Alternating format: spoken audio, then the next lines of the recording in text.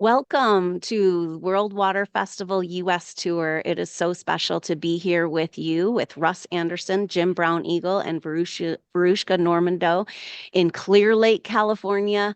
Oh my gosh, I'm Adrienne Elise and founder of Supernova Soul Tribe.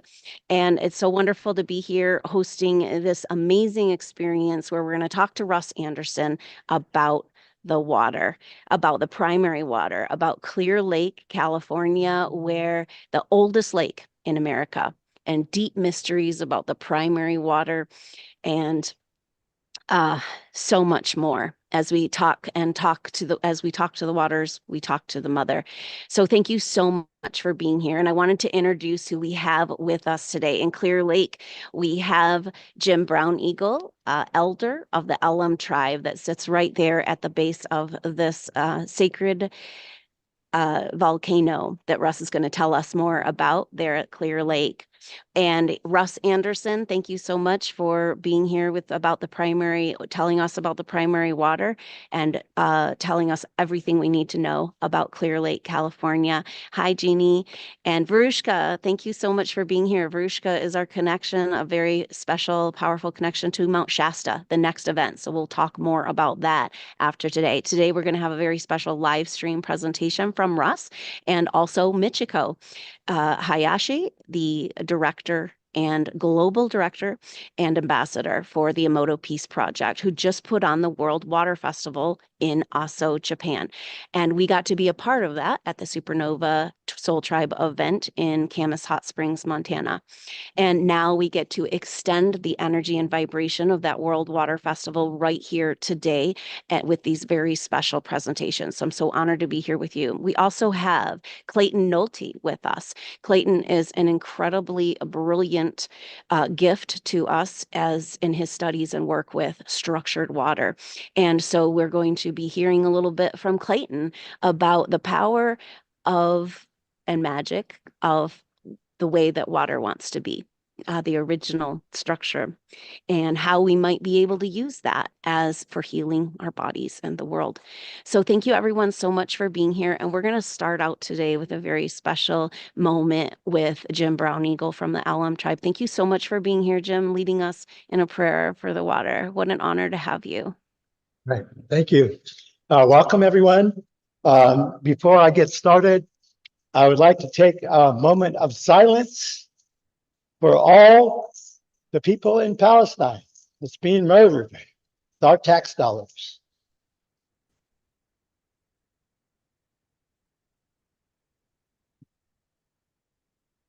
Now, I would like to thank everyone here and let us know we're all connected.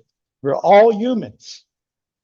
I'm very proud of the fact that my tribe is one of the oldest indigenous nations still surviving in this wonderful, beautiful place that the Creator gave to us. The Creator gave us instructions, and it was said, water and air and the earth is our DNA. Without that, we cannot live. Today, you can live without your legs, without your sight, without your arms. But if you have no air, no water, no land, we all perish. So this is what we do, is we unite each other, because this is one of the most important things to understand that gave me my truth and my understanding, is that I come from a matriarch system, a traditional matriarch system where the females were the leaders and they appointed the males. So here we got to understand, all of you women have this great connection. And all of the men, we're patriarchs. We'd rather fight and kill things. That's what we do. Our women have kept our societies together. Our women are the vision for our songs and our ceremonies. Last week, my tribe did our roundhouse ceremonies. This week, right across the water, my mother's tribe, the Big Valley, is doing their roundhouse ceremonies. So this is a blessed time. This is a time to ask for spiritual healing and togetherness for all of us. So I'm going to do what we call our blessing song.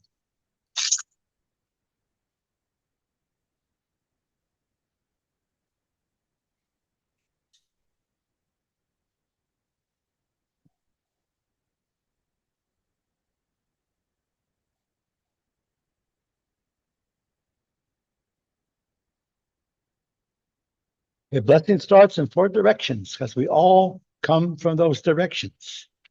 The water comes from all those directions. The water is our consciousness. The water is our healing. Oh. Hallelujah. Hallelujah. In our way, in our way. Hey, hey, hey, hey, hey, hey, hey, hey, hey. Oh. All my relations. Oh, yeah. Quite, maybe I want to let you know I brought today with me. It's an abalone shell. Our people had land on Bodega Bay. My tribe has a 20,000-year history, minimum, here in Lake County. Every tribe that calls themselves Pomo originated from us. You go out on the Cache Creek waterway, the Russian River, all of our families are connected. We never divided ourselves by county or by tribal name. Today, we're divided. And it's hard because many of us have lost our roundhouses. But we are here for everyone.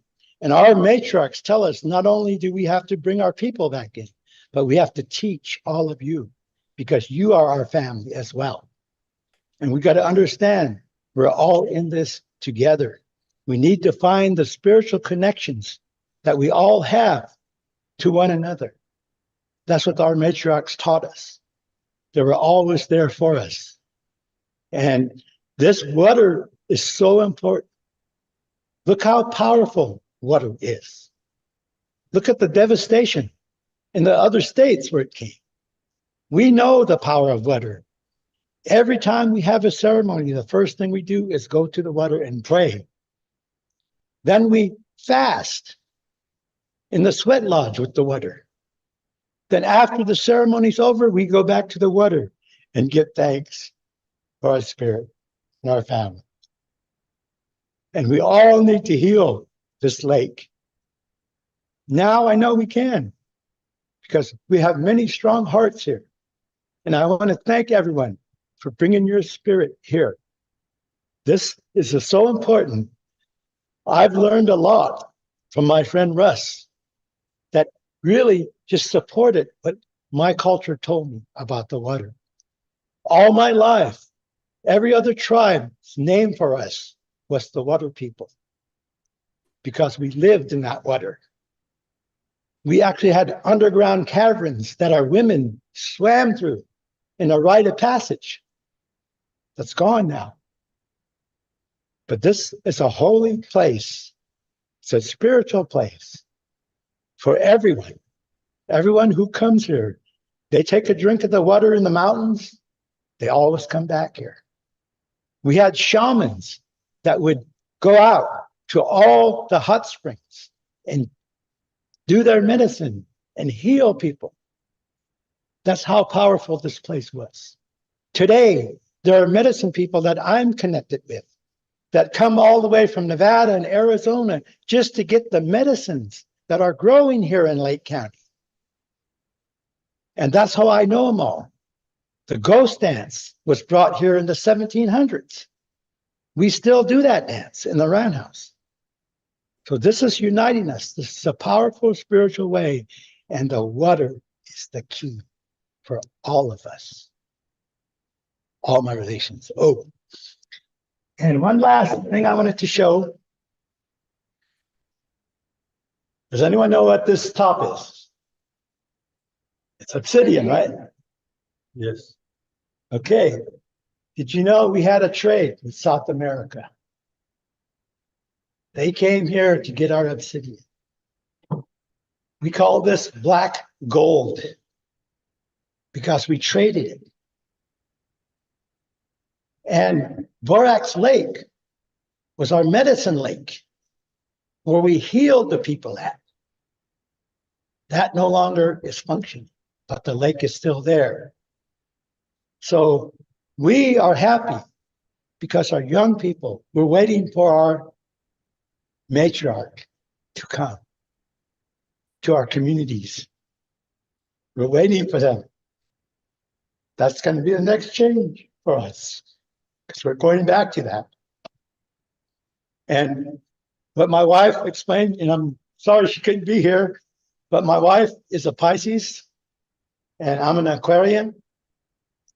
And just to let you know why it's so violent right now, the things that are happening to everyone, because we're crossing this astrology here from that war mentality society of the Pisces into the Aquarius.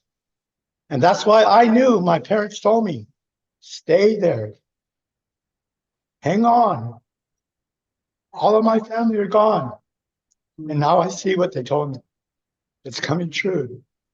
We have to unite. We have to bring the important spiritual understanding, the medicine of this water that heals us all. All my relations. Thank you. Jim. Thank Well, you so much. What a powerful prayer and moment and special experience to be in that ceremonial space with you, Jim Brown Eagle. Thank you so much.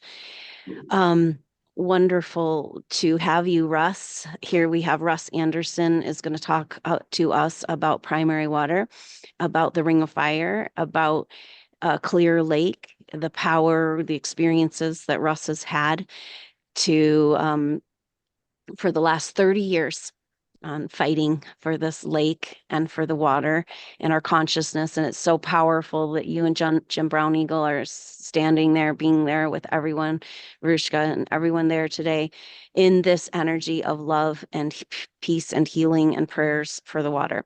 So I'm so excited to learn from you today, Russ, and go ahead and take it away. yes, thank you, Adrian. I really appreciate the meetings that we've had and those things that you have taught me in a sense. And all of this has come together as one area in the world that I feel is really important, especially as America was part of, has always been a part of us, you know, in the world. And so with the Declaration of Independence, with everything that we have, America is a very important place right now. And so how would you walk away from the oldest lake in America when it's dying? You can't do that. And I think that's why I met Jim Brown Eagle. And it was back in 1997 that we met, and we basically, he handed me a guitar and he said, "Can you play the guitar?" And I said, "Well, I hope so." You know, I just know Moody Blues and Cat Stevens, but you know, we had learned a lot of stuff from that one point from the music that we knew about and so on. But more than that, you know, I have to turn back to this whole thing about America, and it seems like the oldest lake in America is right here. And so we have to expound on that and what Jim was saying about how old this nation is and where it's spread out and so on. We have to go to source. And Jim Brown Eagle was there for me. He melted my heart when I met him, and I'm saying, how can you walk away from the fact that here's a lake that's very polluted at this one time and we have sciences that can fix it?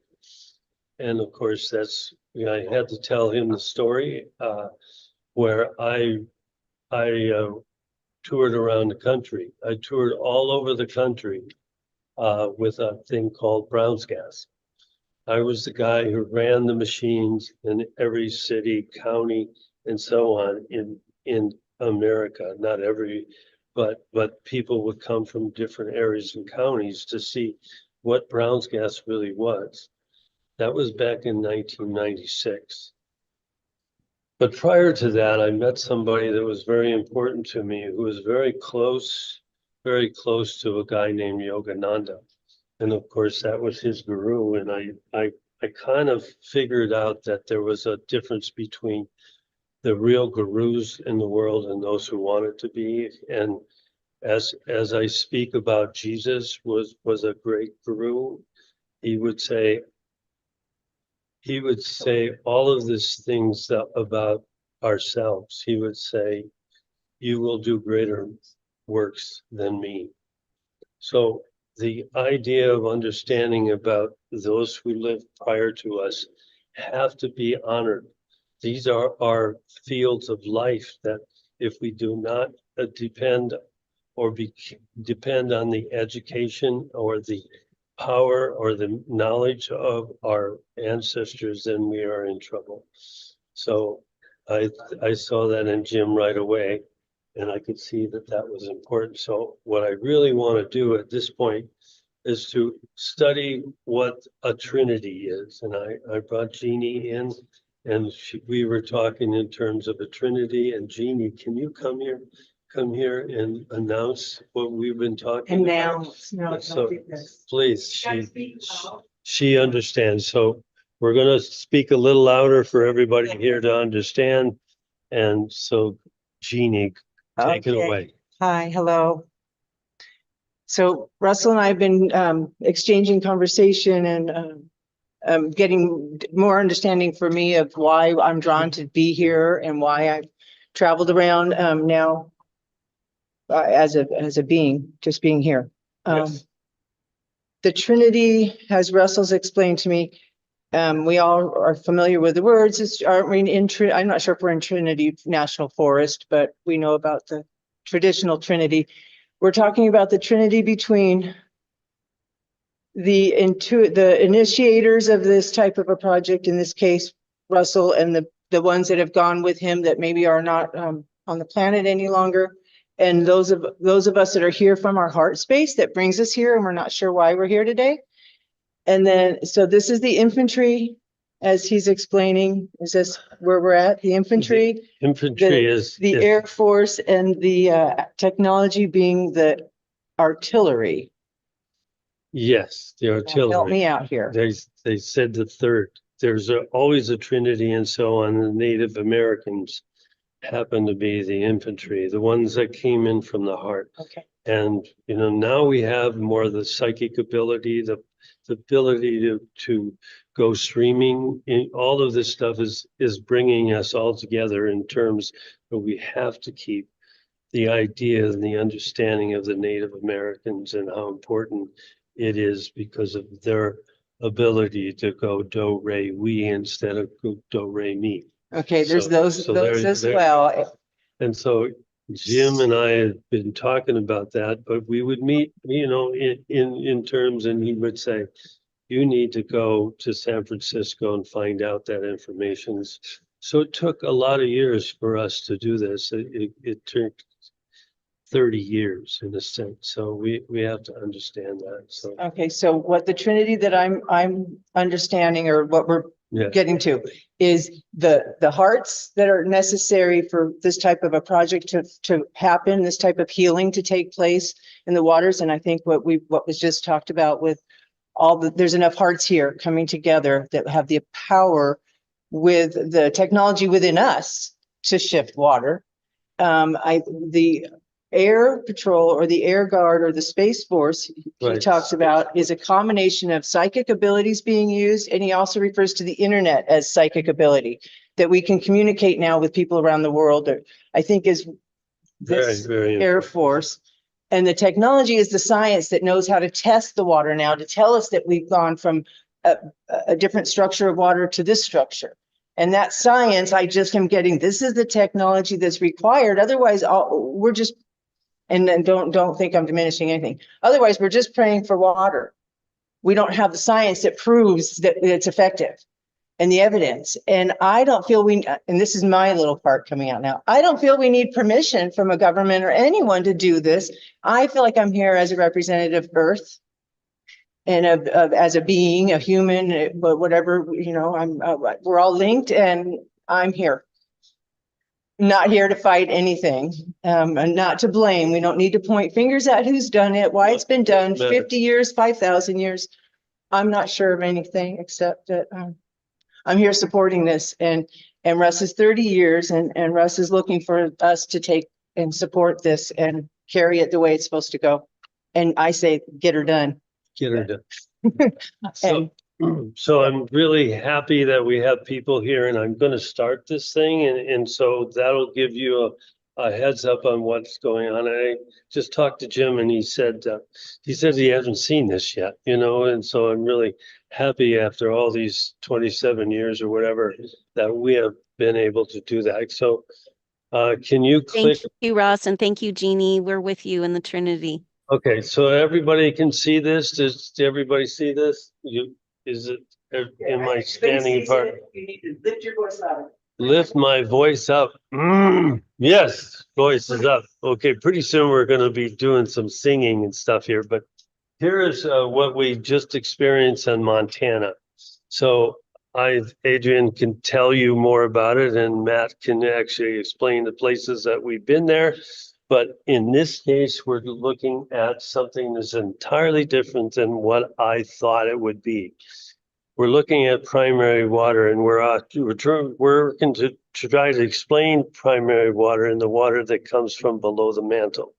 So I took a trip to Montana, and we found the Great Divide, or the Continental Divide, and it's surprising to me that it comes all the way from the North Pole to the South Pole. It's a big crack in the earth to tell us, okay, there's water coming from within the earth. And I know that's not the most important volume that we have here, but I think if you go to the next slide, we just make it simple. We're going to go all the way to the South Pole. Now, what does this mean? This South Pole has a divide, and it follows along the southern or the western part of this, and so on. So you're looking at the South Pole, and we're going to do some information later about a guy named Nordenskill who discovered primary water way back in the 1800s, and of course we're not seem to be talking about it now, but next slide, you'll be able to see something that what we've been working on here in California is the Ring of Fire. And you'll see the differences in life. You'll see why Jim Brown Eagle is so important and why we ended up looking at it, years ago to see that there was a movement of these volcanoes that moved from south to north. So the next slide. So here's the Ring of Fire. You can see that it has, a certain significance, and so in the rest of the world as we follow the volcanoes that we see like 70% of the Earth's movement. So we're looking at the next slide. And so here's another slide that will explain certain things about this movement of that going from south to north. Next slide. So here we have the San Andreas Fault, but you'll see that, San Francisco is at the 38th parallel. And we'll see that the movement of the last of the oldest seeable volcanoes is actually at the Santa Rosa area, which is inland on that, which is called Clearlake. We call it the last of the oldest seeable volcanoes before the Ring of Fire goes into the ocean. So you're not going to be able to do any more investigation unless you study this one lake, unless you want to go swimming. And swimming is not, it's a long ways down there for that. So next slide. So this will tell you the story of the Mason-Dixon line, between the two worlds. We have the south and the north. The south and the north, I'm supposed to get louder for everybody. And so it runs into what we call the 38th parallel. It goes directly into Japan, and then it goes in the south and with Korea. And so it's more famous there than any place else because you could see these two opposing forces, and they're really really angry at one another and so on. This is our history. This is the history of the United States. I And was gonna ask, before you go Okay. much further on the subject, when we talk about the Ring of Fire and the mantles and the volcanoes, Right. this is where the primary water is breaking through the crust, comes up through. We have hot springs even. So this is why the Right. Ring of Fire is so important, is this is where the water and this, Right. the discovery, I didn't know. Yeah, so what we're speaking of in terms of primary water all the time. And so there's a mixture of the two worlds, upper and lower firmaments. And our goal is to bring the two worlds together. And this is what we call heaven on earth. You can't imagine if the two worlds came together, and I think we have experienced that. I think when we went down south and in the desert, and we actually could see that there is a love romance between upper and lower firmaments, and this is when we want to grow the spirit. Our spirit is so important, and the people in between, however many people they are, who would understand the existence of primary water, would be the ones that have experienced it in past lives and so on. So I'm just telling you, these things are important for us to remember, especially right now. There's two major forces coming together, very angry at one another, and basically when they come together in equality, and that's what we've been working on for a long time. And that's when I knew that working with Brown's gas was extremely important. And when my mentor, who knew an who when my mentor, Yeah. you see, There's people in the room and Do he's you guys speaking hear to the me? people on the computer, so okay, it's challenging. so when my mentor, told me, he said, you must continue what you're doing. And I said, I didn't know what I was doing. He didn't tell me what I should have known. He's not going to do that. And so this is what these avatars would do. They would wait for you to be aware of who you are. And that's why I would run a machine and you'd get the flame going and you could neutralize things, okay? You could cut through anything, you could neutralize. And neutralizing is extremely important because when you put something in the ground, when you put something in the ground, you neutralize it. You begin to neutralize it. But there are many things that we can't do right now, and that'll be our future. We need more experience and more ideal understanding of our past so that we can push it through the future. And so we don't need to grab onto the past. We only need to understand that who we are as human beings, and we're in between these two firmaments. And that's why we're learning how to structure water. We're learning how to pray for water. And that's where you come in to the next episode of what we've been doing with Dr. Emoto from Japan. So here's the idea of, what we can do is bring these two things together, and there will be other sciences that will be, we'll just know that this is going to happen. And this is why we're bringing Veruska in, because we understand that now it's the spiritual in front of the physical. We have to know that the reason why we can't get along with each other with all these other technologies is because we don't put the spiritual first. And that's why we're here. That's why we're here. So next slide. Dr. Hugh Brown had said that Hugh Brown had said to me years ago when I was just operating this machine, you put water in the machine and it comes out equal to the surface of the sun. But also, we also knew that it had a mind, it had a character. It really did. And so you need intent for that. You need a lot of intent, which is some of us call prayer. What we want to do is use intent before the technologies so that the technologies can fall into place. So here he said, the water is the sun. Hydrogen and oxygen coming together in a stoichiometric mixture. That is the most important thing that he said. Next slide. So here's the inside of the earth. It's really hot in there. It's the sun, really. It's the sun. It's within us and so on. And that's where water was born, not from the sky. I know we're going to say something. Everybody says, no, we're waiting for it to rain. We're waiting for all of this. But the origin of water comes from within us, within. It just is, it is with us as human beings. So the next step is here I am in 1996. 1996. So I was appointed because I had a mentor that said, you must continue what you're doing. It wasn't me. And because I was building houses at the time and because I went with a crew of people, 36 city tour around the country because of this. And what we did was we were able to neutralize things. And you can see what's going on with the sun. There's the sun. You pour water in the machine, it comes out. Why don't we know that?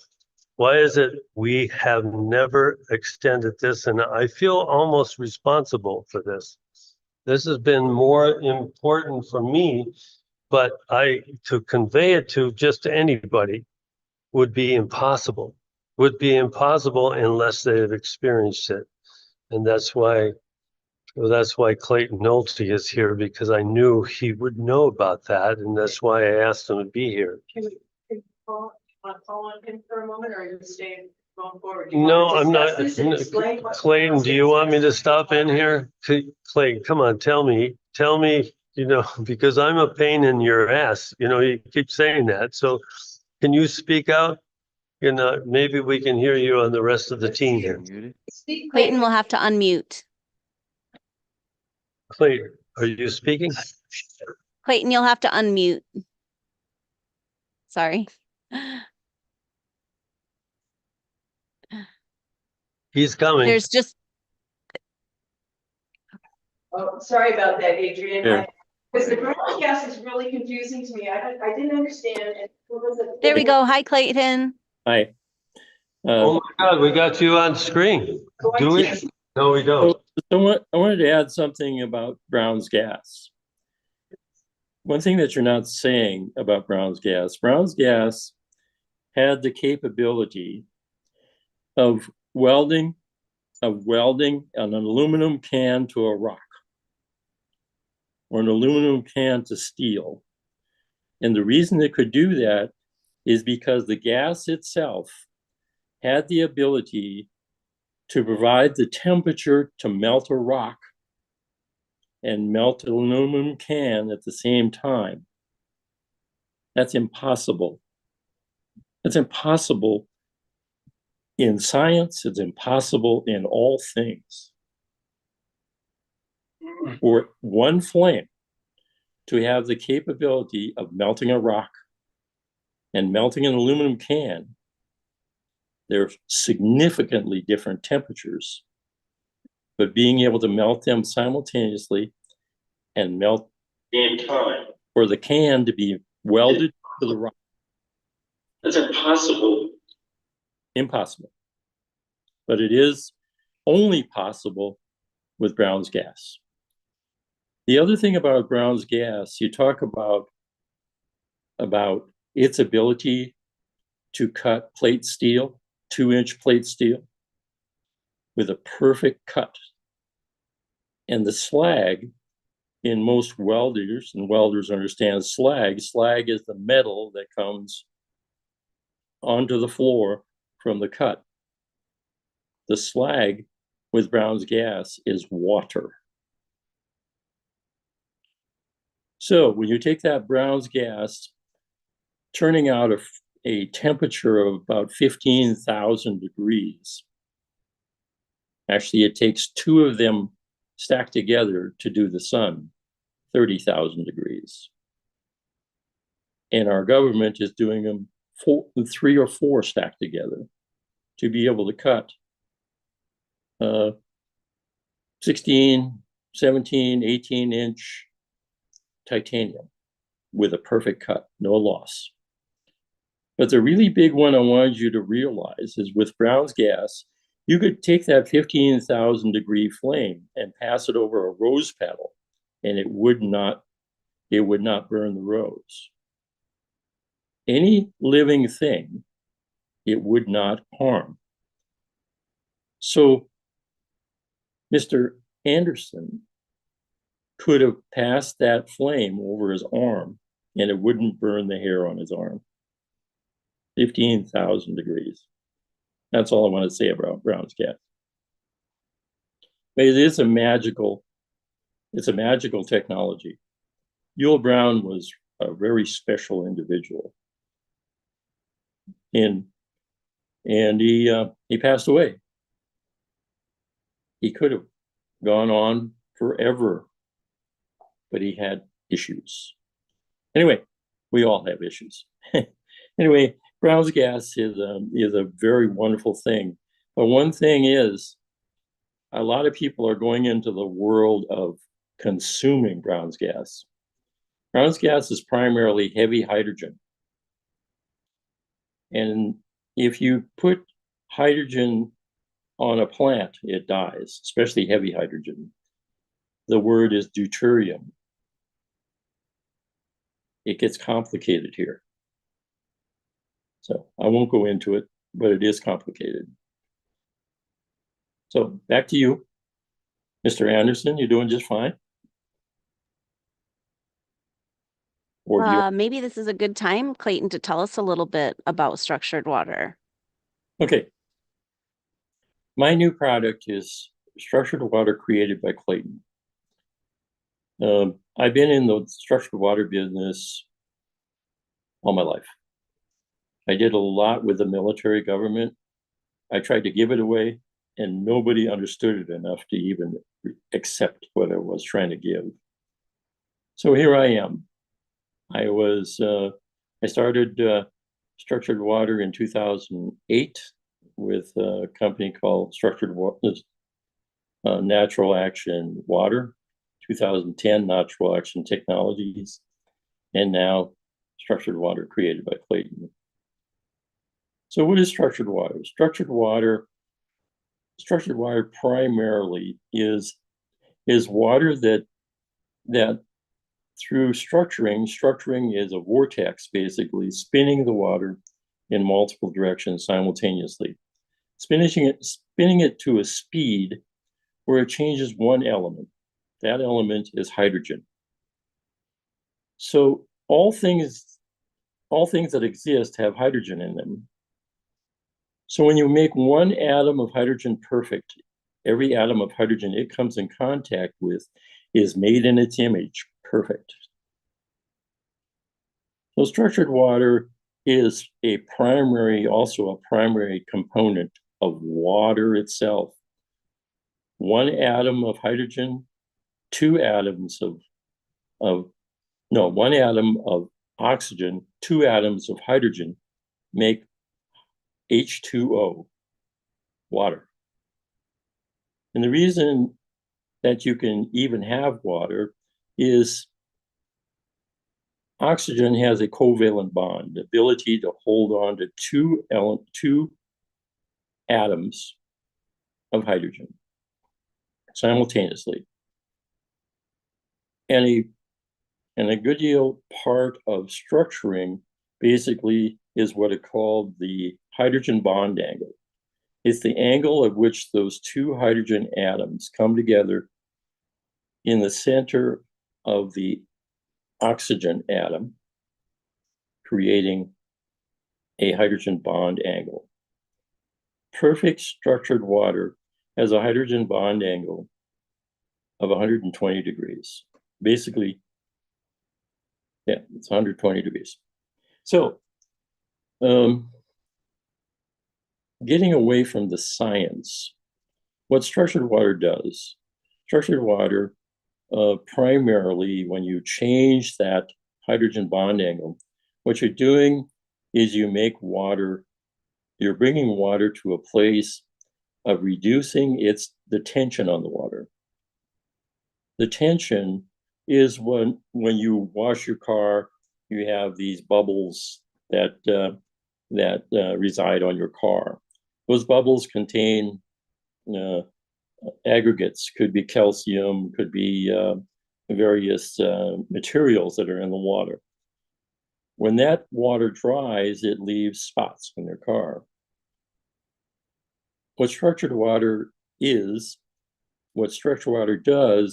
is it reduces the tension on the water. It allows the water to enter through the cellular wall. The cells in your body have no doorways, have no entrance, no exit.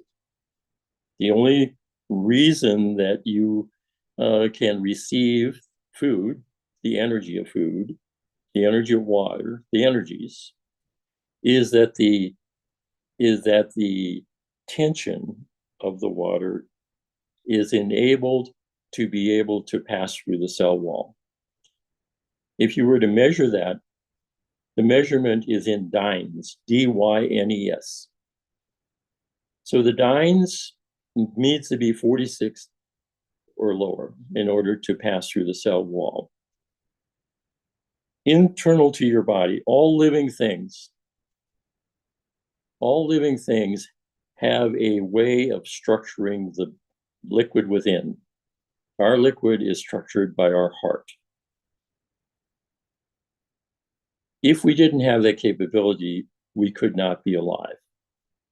So it's our heart is structuring the liquid, the blood. Everywhere it goes, it comes in contact with, again, make one atom perfect of hydrogen. Every atom it comes in contact with is made in its image, perfect. Structured water does that very same thing. It makes all the water perfect. And you don't need a whole lot of it to make that happen. We have a lot of people using a spray bottle, fill it with structured water, and everything you spray becomes structured. Yep. You add a drop of water to the ocean, it becomes structured. Okay. You add a drop of water to your bath water, it becomes structured. Water's mandate is to bring in the nutrients and take out the garbage. So a lot of elderly people are suffering from issues, and they primarily are toxins within their body. When a person gets a structured water unit, the first time I tell them to structure their bath water. You can simply do that by taking any structured water unit and dip it in the water, let the water run through it, and then get in the tub. Don't bring any soaps in, don't bring anything in. Water's mandate, again, is to bring in the nutrients and take out the garbage. The water passes through the cell wall, through the skin, through the muscles, picks up the garbage. It brings in the nutrients. The nutrients ride on the outside of the water molecule, and the garbage goes to the inside of the water molecule. When that water molecule gets full, it goes out your elimination system. So if you're sitting in a bathtub, it goes out through your skin. I've had people say they changed their water 4 times before the water didn't turn gray from toxins. And their whole life changes after that. Clayton, can I say something one more time? Yes. Hear me? Yes, I can hear you. Flow form. Did you have a conversation of flow form at all and how it works? Because this is Schellenberger stuff, and I know there are people here that want to hear from you and how you equate that to what we're doing. You're talking about Victor Schauberger. Yes. He basically his devices. There are people selling a replica of his device. As I remember, in Europe, it's $26,000, and it takes about a day to make a cup of water. My technology is instantaneous. The water passes through. Doesn't matter it depends on the size of the unit to how much water you want. But a portable or handheld, it's instantaneous. It goes in the funnel end and out the small end that fits into a bottle or a container of any size. So Again, the flow form is kind of, I would say, at this stage, proprietary. My first structured water technology was with Natural Action Technologies, and we developed a technology that just crossed the barrier of structuring. So Natural Action Technologies, we measure the intensity or the ability of the water with what is called a field effect. The field effect of Natural Action Technologies house unit was 1,000 feet. The field effect of my new handheld portable is 4 miles. And had my partner not removed the video from my website, you would be able to see the difference in field effect. Strawberry field in California, inability to sell the strawberries because their food value was below the accepted value for a grocery store to buy their fruit. That the food value needed to be in what is called bricks. Bricks is measured with a refractometer. And at the time, that field had a 4.5 bricks. They installed structured water, and within 48 hours, the bricks in that field went to 8. In a week and a half, it went to 16. In 3 weeks or 4 weeks, it went to 18, 20, 24. And when they stopped picking strawberries, and because they're seasonal, they stopped picking strawberries, but the strawberries continue to grow, and they candied on the plant. So there's a predator that comes when you don't pick the strawberry. It's a white fly. When that white fly comes, it lays the eggs, its eggs on the strawberry drops to the ground. On our 4th video, it showed the strawberries out at 1,000 feet. The strawberries were bright, but they had candied. And the white flies were in a full cloud at that 1,000-foot level. Because a white fly, it inherently knows that if it bites into food that has high sugar value,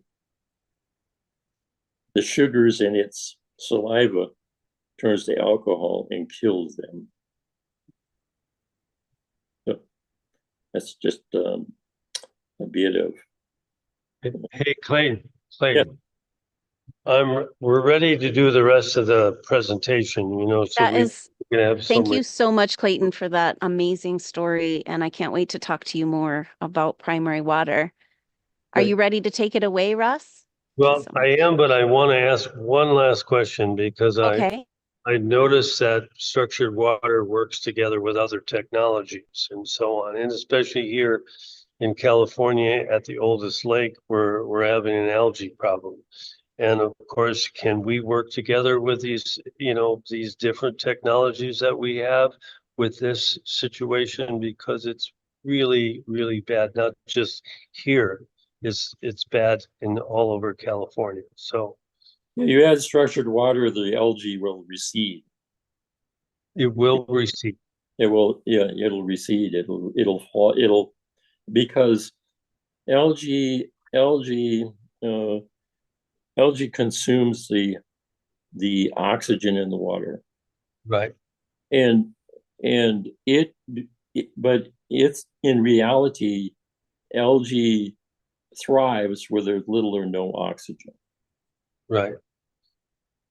So Okay. if you add structured water, you're adding back an exceedingly significant amount of oxygen. Yeah, they're working with microbes right here. Okay, and it seems to be working. Will that add to it, or how would Sure. that? Absolutely. Microbes Absolutely. work. Okay. Because microbes are nature. But you were saying before, we need the intent. The intent has to be part of it as well, and that's why we're bringing this together with the Native Americans here. Is that the proper way of doing it? Absolutely. Absolutely. Where we are at the stage of this now is Right. we need to all be part of the solution. Right. It's God's plan for us to be part of the solution, always has been. And we've broken away from that severely. Right. And you're saying that we need the intent more than we need even the technology, even what you have. Is that the correct statement? Well, you're going to need technology because humans tend to be wonderful in the moment in the beginning, but not necessarily are they able to sustain that wonderfulness. Right. So So we're it's not, technology to overcome that. we're putting the dots together. That's what we're doing here, and we need to have this kind of technology to add in within microbes. We need certain other technologies which would advance even more of the neutralization. In fact, this is what we were talking about years ago with Brown's gas and how important it is to go forward with these technologies and open the door with that. And so there are many people here that know about these other technologies, but we don't want to hoard the wisdom. We want to put it right on the base right here at Clearlake. And it's extremely important for us to do that. And that's why I've asked you to come here and how our friendship has developed, because you know.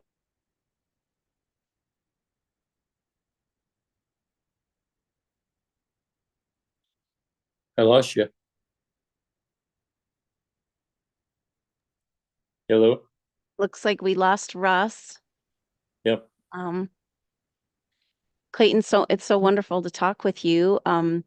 I have been so helped by your previous company, naturalaction.com. Now it's claytonnolte.com, but wonderful results with the structured water. And I'm Right. so excited to talk with you about it more. Yes. I have many people. Russ, sorry. Russ, are you there? Okay. Yes, I'm here. Are you there? Yep. You can hear us? I'd like to do a few more slides so we understand what's going on here for the next few minutes. Is that Wonderful. Thank you so much, Clayton, for being with us. and then we want to bring in Veruska for a second because I know she knows this. No, not before Michiko. Okay, not before Michiko. Okay. And then did we want to leave any room for Q&A before Michiko comes on or after she speaks? Yeah, we have about 12 minutes until Michiko comes on. Do you want to do a few more slides, Russ, or? Yeah, and then it will tell a lot of the stories. Can we do that? Can we do that? How's this working? It's almost working. Almost there. Because we want to bring Emoto in here as soon as possible. It's really, really important how we did it. So can we go to the next slide here? And next slide. So here's the crystal. Here's what projection.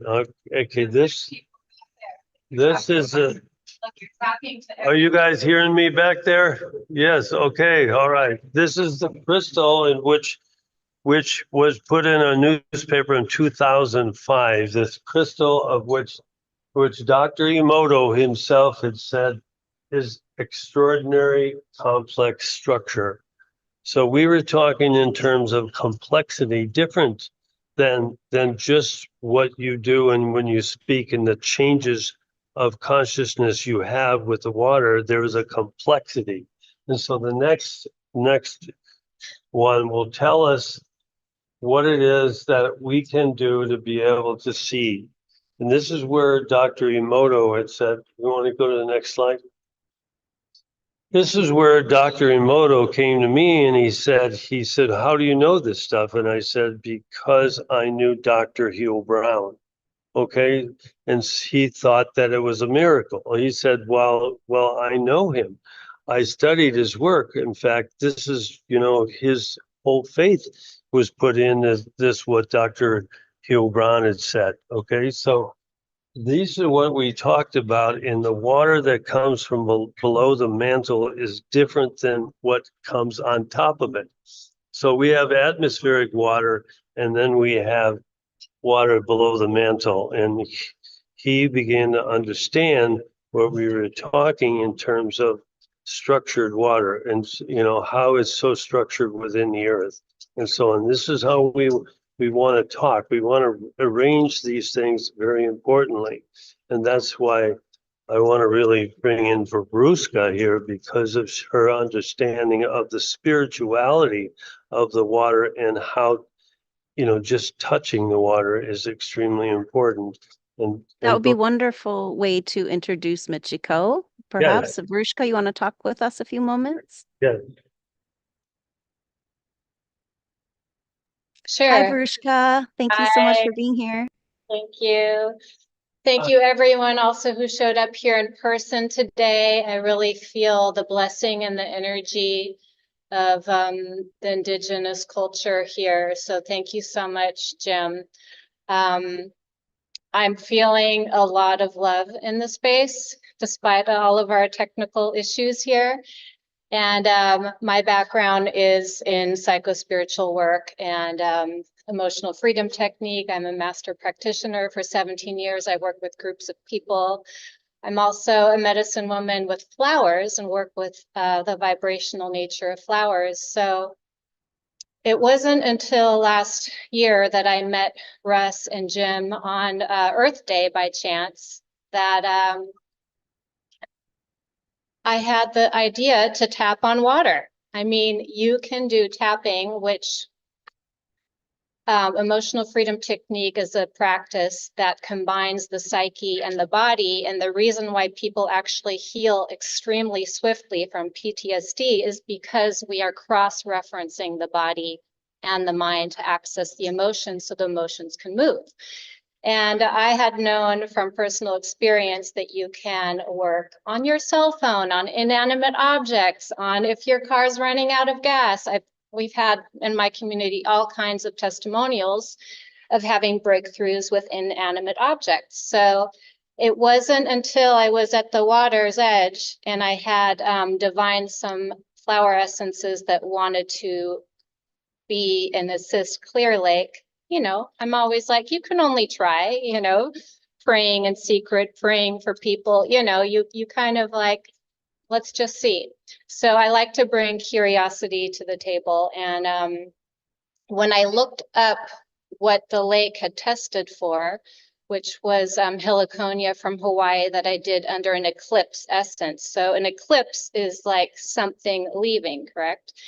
And the vibrational, the emotional vibration of the heliconia is to heal the abuse of the father, the violation and the abuse of the father.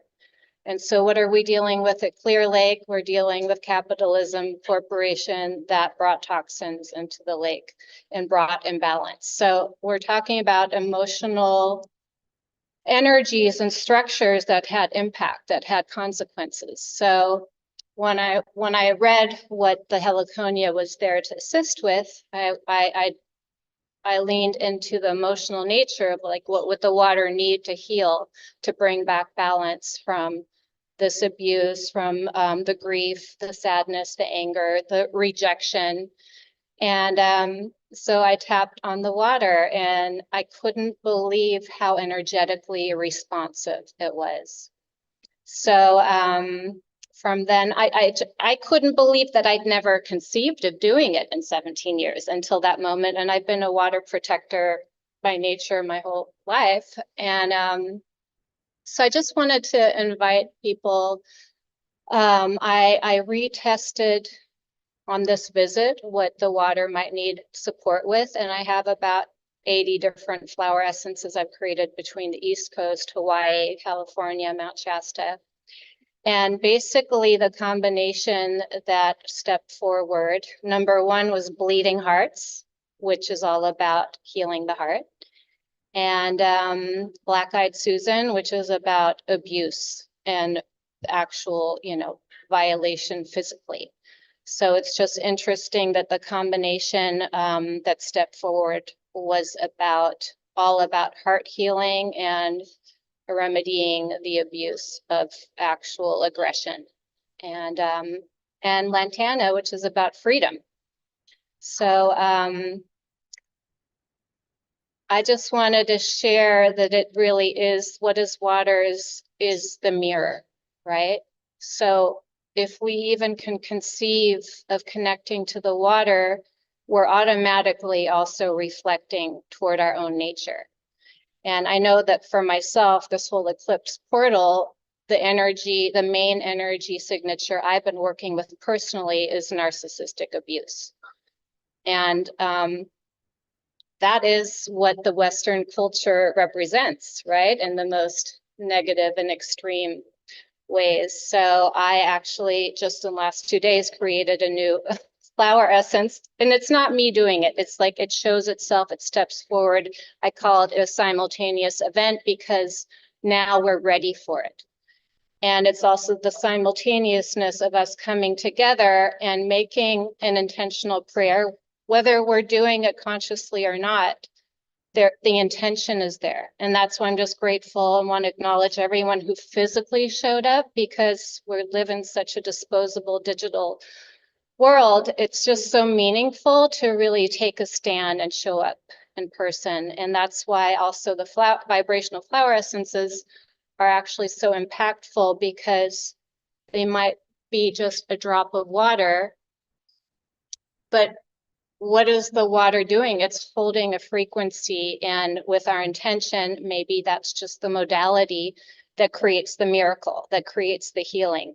I mean, I have experienced so much miraculous healing because it's like, it's a change of mind. You know, it's like the eclipse, like something shifts and then suddenly the healing occurs, and it's like a miracle. Anyone here experience a miracle? You know what I'm talking about? Yeah. So how are we doing on time? That is such a powerful story, Verushka. And I remember with the first time you tapped on the lake and you got that flower, I believe, and you had talked about this feeling of being ignored, I believe you said, or Unwanted. unwanted. Yeah. Well, there is a bigger story around that situation. But I remember you addressing also that I shared that I felt even shy to be so bold to speak to a body of water, or to even address it or think I could help. But this is why I feel like I'm talking right now, is because we all have that power, and every little bit makes a difference. And, you know, the whole synchronicity of us connecting and meeting with Russ, like every time I talk to Russ, we discover a new common denominator. And what it is today that we realize is he's speaking about neutrality. You know, of two opposing forces coming together to create a neutrality. And that's what the emotional freedom technique does. We're coming out of like, oh, everything's great, and now everything's crappy. And, you know, just like the polarities, and embracing the polarities. So it's about validating what happened, validating our experience, but not staying like all in the negative, you know? And so if we're talking about anchoring heaven on earth, it is our mindset. How are we going to reframe? Are we going to see the lake just as like, oh, this toxic lake, or are we going to start seeing it in a healthy, whole way? Even though that sounds like, oh, is that grounded to to be just like a positive thinker? But it's what's going to tip the scales back, and that's what our job is, to come more into neutrality about all the narcissistic abuse that we've all endured in whatever way, whether it's through the system, our family system, you know, in our career, you know, whatever it is, we've all endured, you know, oppression, having authority figures that we don't have a voice for. So again, we're speaking about the mirror. We're speaking about water as Is it the heart of Gaia? Is it the veins of Gaia? You know, it's like we have to open our minds and our hearts to connect in a whole new way to help heal the water. So, you know, in our body and in the bodies of waters that we are connecting with. And lastly, just in case I don't say anything else today, I just wanted to share that in Hawaiian language, the heart literally, it means pu'uwai, and it literally means mountain water. So if I could spread any message, I feel like that it's changed something in my body hearing that, and I'm changing the way I'm relating to water just by connecting to the imagery that my heart could be an infinite space, a spring, a well of infinite unconditional love. So I'm just welcoming that it is about mindset. It is about creativity. It is about changing our vibration to have an impact on our world. And so we all have that responsibility to clean up our toxic past so we can create heaven on earth. Thank you, That's Ruska. so powerful. Thank you, Thank you. Verushka. You So really want, Michiko's with us in the waiting room. I So admit, no, hold on, you know she's what? not here yet.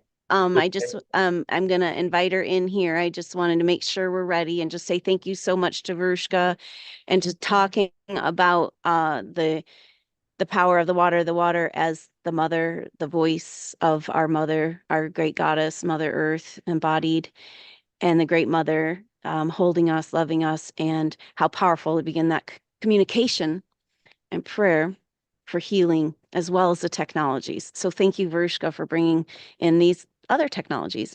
So thank you, Russ. How are you doing? We ready to get going with Well, Michiko's I'm doing, I just presentation? wanted to add in something that Veruska just said, and this part of our technology that we're studying right now and what the Ring of Fire is, and it comes from Hawaii, you know? And of course, the center of the Ring of Fire, and there needs to be a center. And of course, that's what we've been studying for a bunch of years. And I want to just add in what Jim Brown Eagle and his own societies from Hawaii as well. And I think he didn't mention that, but I wanted to make sure that our research continues in that direction. So we've got a lot of work to do. We've got a lot of things we have to do and accomplish. You know, don't worry about it. It's fine. Anyway, so please help us out. You know, please help us. You know, I mean, this has really gone on for 30 years, and I'm looking just to retire, just to say no. I'm waiting for someone to take over this place, you know, this, that way I don't have to work on these damn computers anymore. Anyway, we're old school, but we have accomplished a lot, and so much that has to be, and I think Michiko will talk about this, and it's so important for her to come to America, and she is coming to America. She is here now. And so I want to thank Michiko whenever she comes. So thank you. God bless everybody. Yes, just to reiterate, Russ, they can donate and support for Michiko's tour and future tours at clearwatervision.org, and just reiterating that. So we're going to go ahead and invite Michiko here to the room. That's so exciting. Michiko Hayashi, Global Director and Ambassador of the Emoto Peace Project, just recently put on this most amazing event, the World Water Festival in Aso, Japan. And we got to connect live with Michiko. Hi, Michiko, are you there? You'll have to unmute your microphone. Anyway, we're Michiko, Hello, everyone. Hi, yay! Adrienne. Hi, Clayton. Hello, everyone. Thank you so much for being here today with me. I am with you online from the place called Fukuoka, which is about 2 hours away from where we had this World Water Festival just about 10 days ago. What a And wonderful event. thank you. What we wanted to do was to bring science and spirituality and festival all together so that with this energy we can change the world for the better place where where it should be. And I wanted to bring that energy with me to like a clear lake so we can all pray together. But I couldn't come in person. So, but with this modern technology, I am so grateful that I can be with you. Thank you for having me. And So Russell, wonderful. Thank you for coming over Zoom. And it's so great that we can all be together and everyone there in person at Clear Lake and Clayton here. And we're so excited to hear about your story, Michiko, and your story with Emoto and the water. And so if let's go ahead and just arrive here in this moment okay. and Let me see. come Okay. into the sacred space, this celebration of the water, this prayer, this water peace prayer tour, US tour of the World Water Festival, just anchoring in all the love and the prayers of all that water stirred together and in as we celebrate our oneness and peace. And that's rippling out to the world from the World Water Festival right here, right now. And so looking forward to what you have to share with us today, Michiko. So I'm going to go ahead and make sure that you are Co-host. oops. Co-host? Yes, I'm going to go ahead and let's see.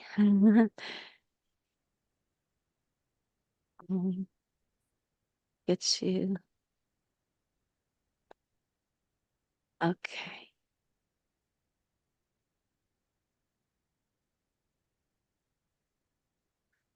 Just Then I will go to the be speaker here. sharing my PowerPoint presentation.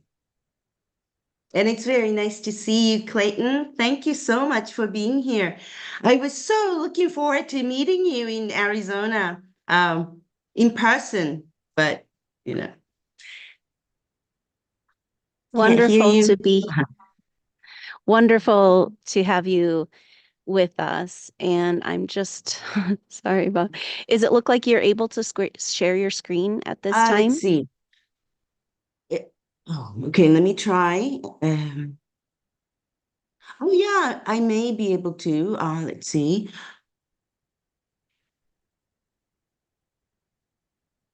Okay. All right. Can you Just want to see it? make sure we have that. All right. Wonderful. Michiko, thank you so much for being here with us today. Thank you so much. I'm so excited that I can give this presentation and share with you about Dr. Emoto's discovery. And also to continue with that, we are still continuing to study what water really is, that most of it is not known yet by so many people, which is and this is so important. It's very beneficial for all of us, for all of living beings, living things, for the Mother Earth. So let me share this with you now. Can I start it? Adrian? Sure, go ahead. If there's anything, do you want to come back on screen and say anything else before we start with the slideshow or either way? Well, maybe, okay, if I can share, okay, let me see. After this presentation, then I would like to read two phrases that Dr. Emoto wrote about. One is about water, and the other is about hydrogen, or obtaining energy from hydrogen water. And that is something, to me, it's very important for everyone to learn. So after this presentation, I would like to share just a little bit, if it's okay. Sounds wonderful. All right. So let's see. Let me start sharing. Okay. By the way, my name is Michiko Hayashi, and I was Dr. Emoto's personal assistant since 2004, March of 2004. And he Michiko, do you passed want away. to, sorry Hmm? to interrupt, maybe you want to take your screen share off just for a moment Why? and we can hear you talking to introduce yourself. Oh, you can't hear me? No, I can hear you. Yeah, now we can see you. And then if you do your screen Okay. sharing again when All you're right. ready. Okay. Thank you. I was just saying that I was Dr. Emoto's personal assistant since March of 2004, and he passed away on the 17th of October, which is what just in 10 days. It'll be exactly 10 years from his transition. And since he passed away, I continue to share the legacy of Dr. Emoto's um, Dr. Emoto's. So I'm really honored to be here. And I wanted to I was so excited about being at Clearlake in person, where Dr. Emoto was before, and what the water of Clearlake is really showing. So let me start my presentation. Okay. Thank you so much. Can you, so do I, wait. So I need to do, Down at the bottom, I believe, again, the yeah, share screen. share screen and this and share. Got it. Okay, we've got it. Great. Okay. All right. So you see, this is the first slide that I would like you to see. This is an experiment that 12-year-old girl called named Emma Curran did as part of science experiment at school. And what she did was she planted she bought 3 same seeds and she planted one by one in each vase. And what she did was she made 2 recordings, one with a negative words, the other with a positive words. And what she did was she played negative words 24 hours a day to the one and played it to the seed on the left one.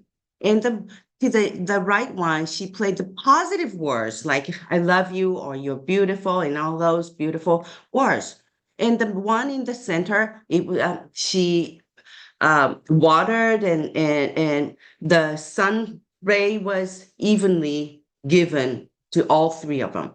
And see the difference between the result of the difference between those 3 among those 3, and one, the negative one did not even sprout. And the positive one made such a big difference of growth in just 7 weeks. And I would like to you all to think about why this happened. Plants do not grow if we don't give water. So water must have the reason why this happened. And from the beginning, I would like to say, water is the conductor of all vibrations. Words are vibrations. Our thoughts are vibrations. Everything is vibration. So, depending on what kind of vibration we give to water, it just makes a difference in any kind of growth. Now, these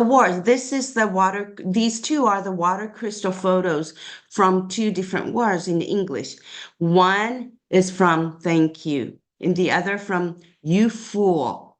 So the water responds to those 2 different words.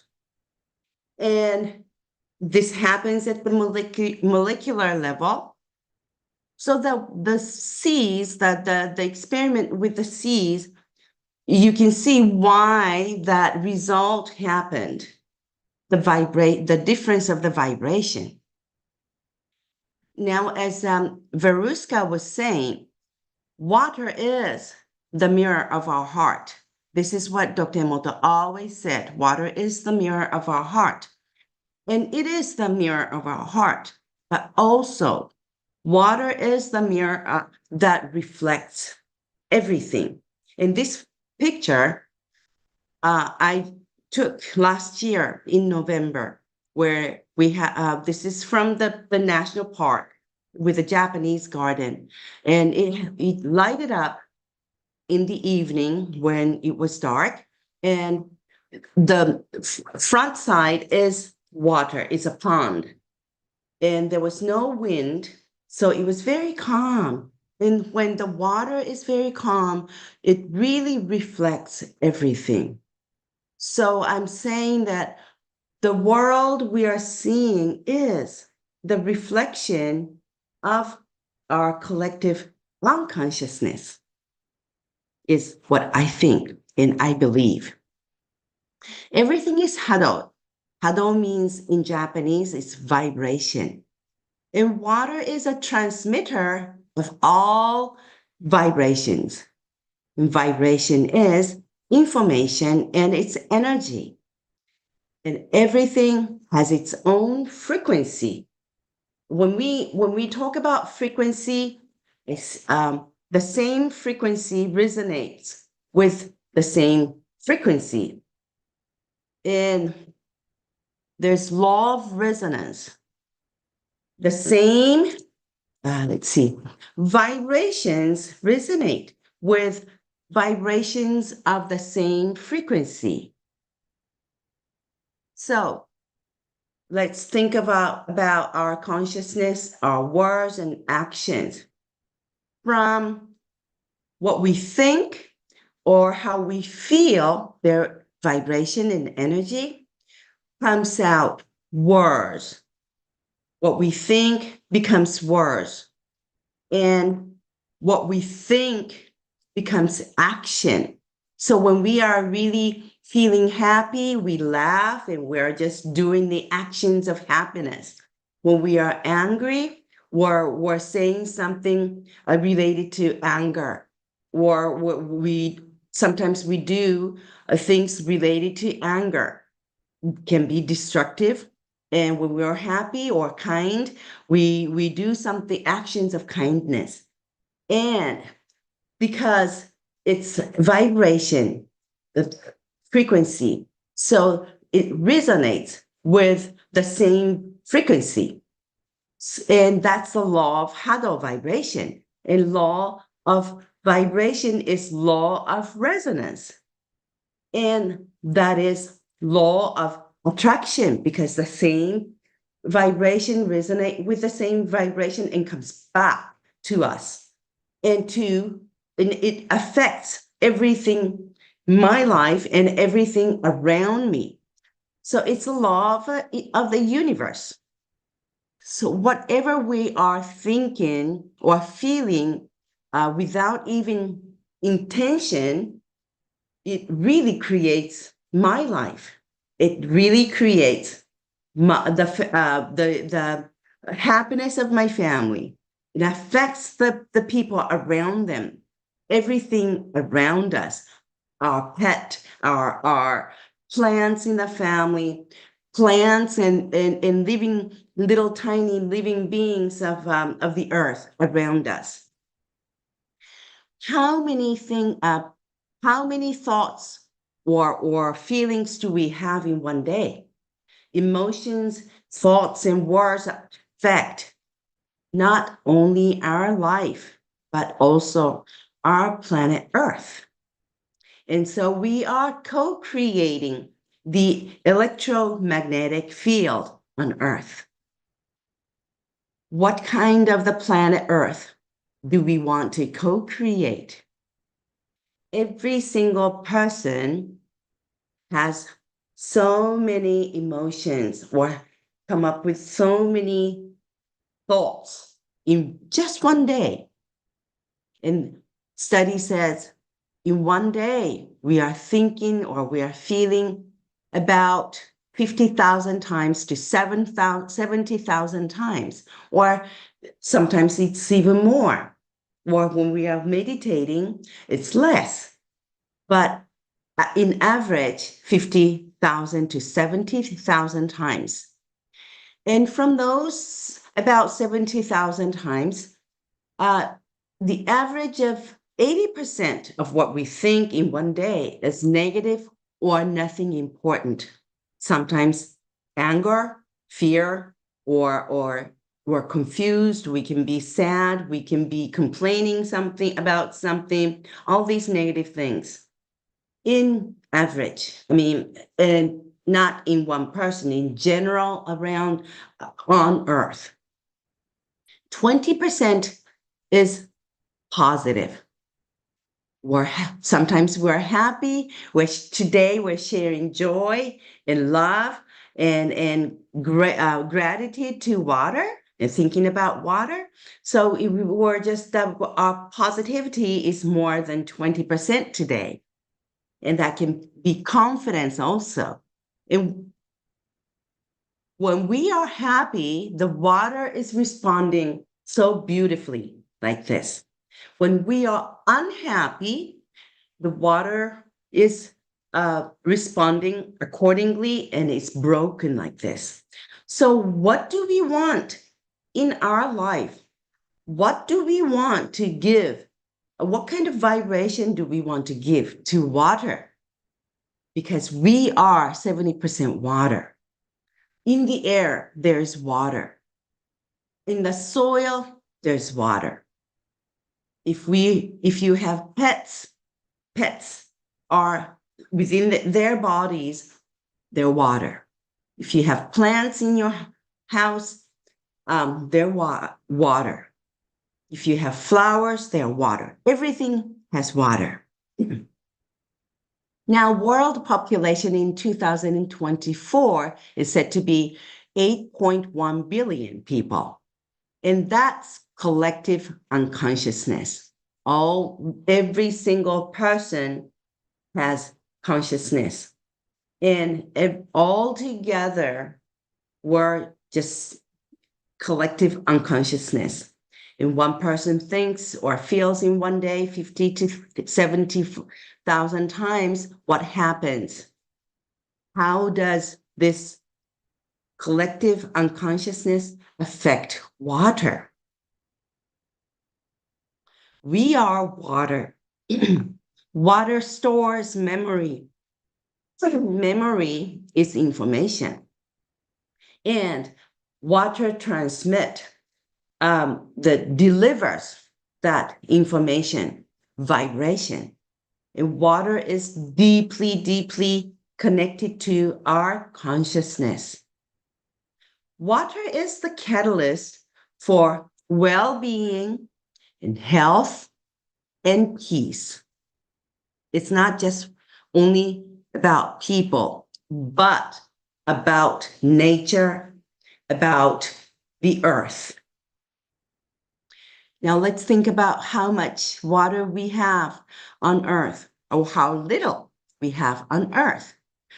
Water on Earth, surface, I'm talking about surface of water, not primary deep inside of the earth, but surface of water is 97.5% is seawater. And fresh water is only 2.5%. And from there, that 2.5% is not everything that we can use for our daily life, because 70% of this fresh water is like Antarctic and North Polar ice and deep within the earth, and we have not been able to use it. And the water that we can use is only domestically use is only 0.01%. And it's hard to imagine how little that is. So I would like to show you. This is the hot bath that we take normally in Japan. We have the culture of taking a hot bath every day, every night. And it's said to be, we're using about 200 liter in a hot bath every day. If it's and if it's the entire, for example, that's the entire water that we can use on Earth, on the surface water, the 0.01% is only tablespoon.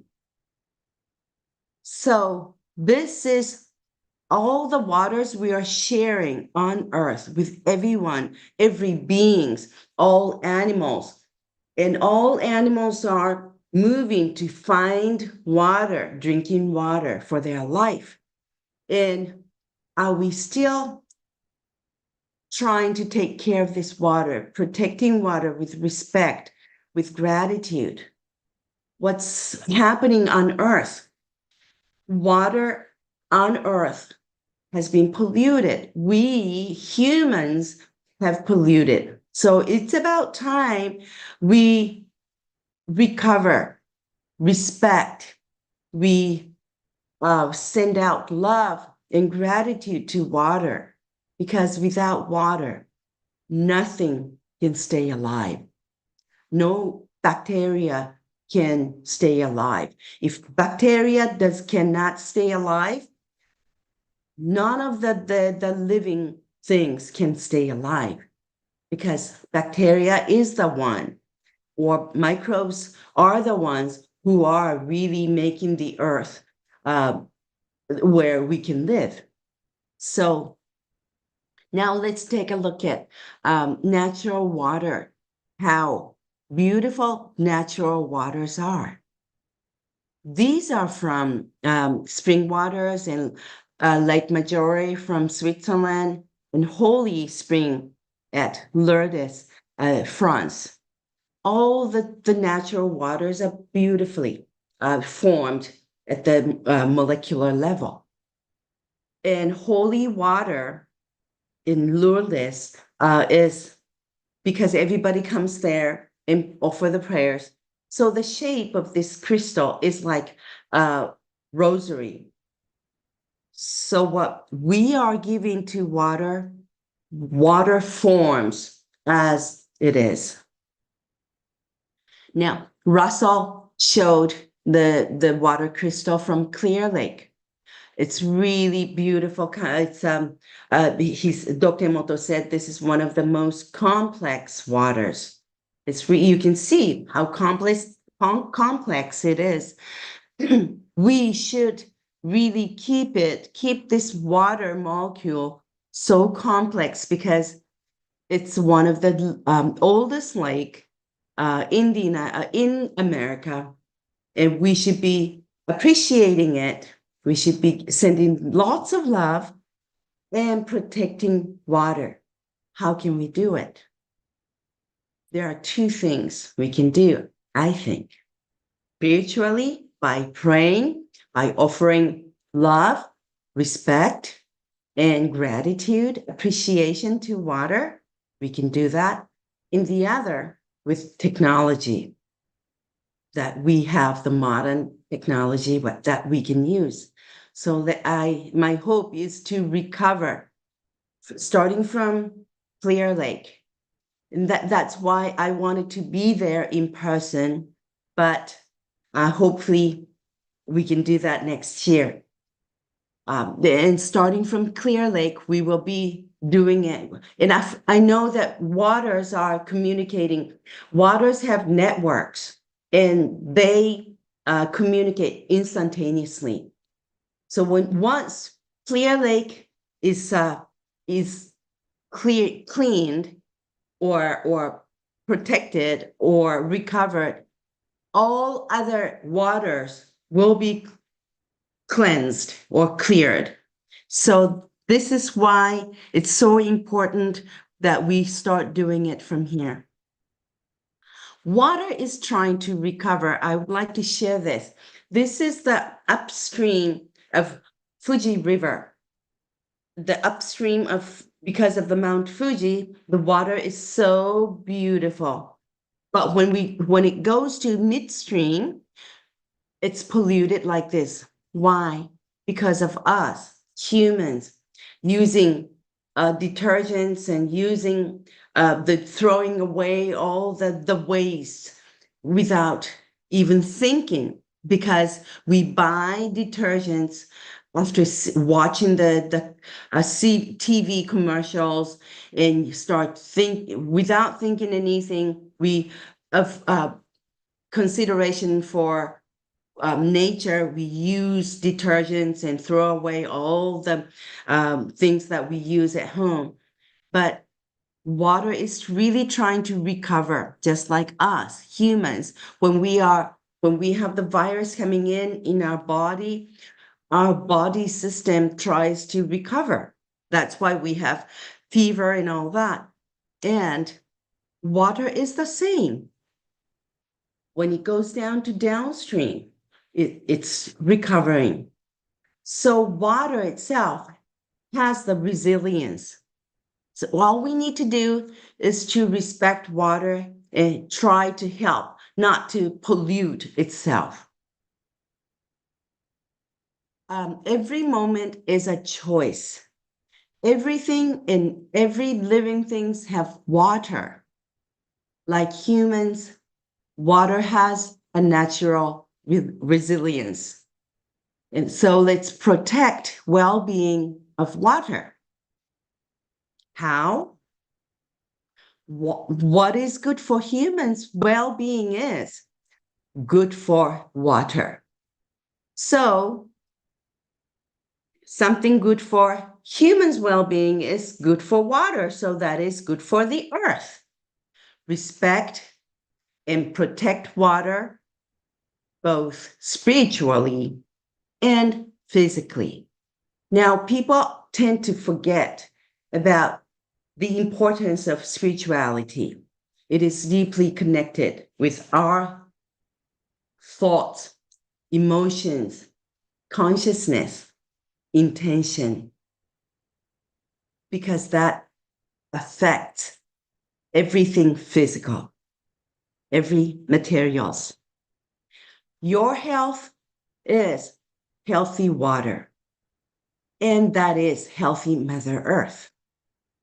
We are all part of Mother Nature, Mother Earth. We cannot divide ourselves from this Mother Earth. What is happening within me are my emotion, my consciousness is vibration, and water is the conductor of vibration. Water is communicating with all vibrations around the earth. So we cannot divide ourselves from Mother Earth. Frozen water crystal photos of tap waters. Tap waters are really hurt. It's really dead water because it goes through the water pipes, and it's curved like 90 degrees, and it's not really natural, and all the chemicals that are used without any respect for water.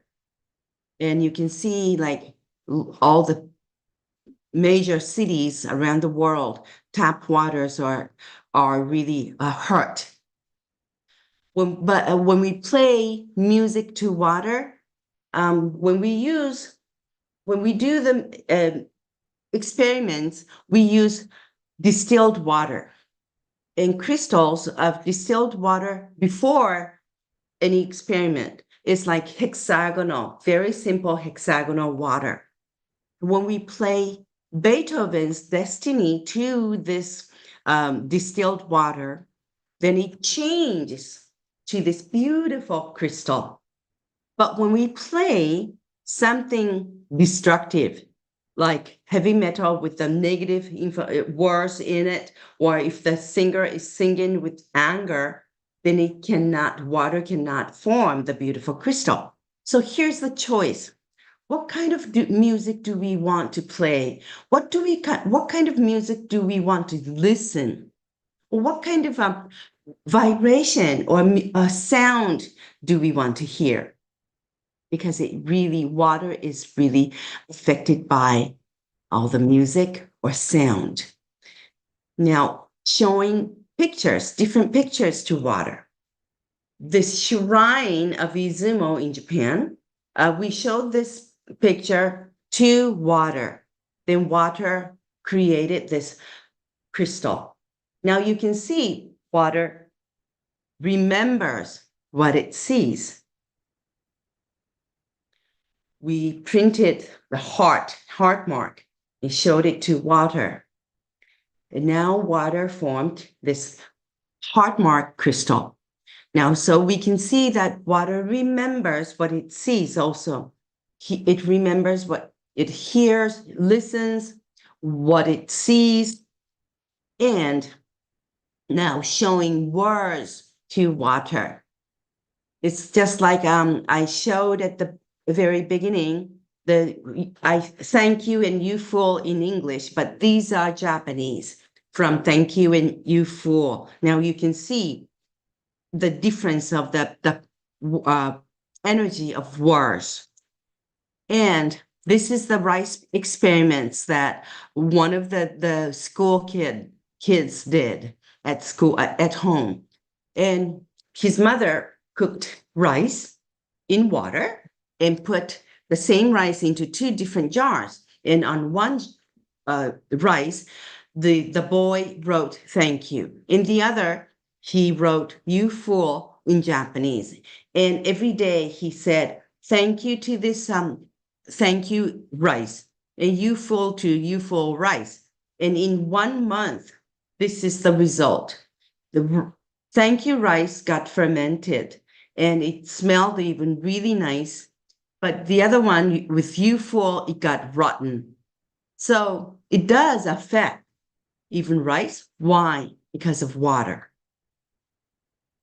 Thank you in German, in you fool in German. All the languages, thank you makes beautiful crystals, hexagonal crystals. And you fool or similar negative words are really broken. And this is from Chinese thank you. Self-love is really beautiful. So water is showing that we should be loving ourselves, because that love expands from ourselves. Peace and war. Now you can see how war is broken.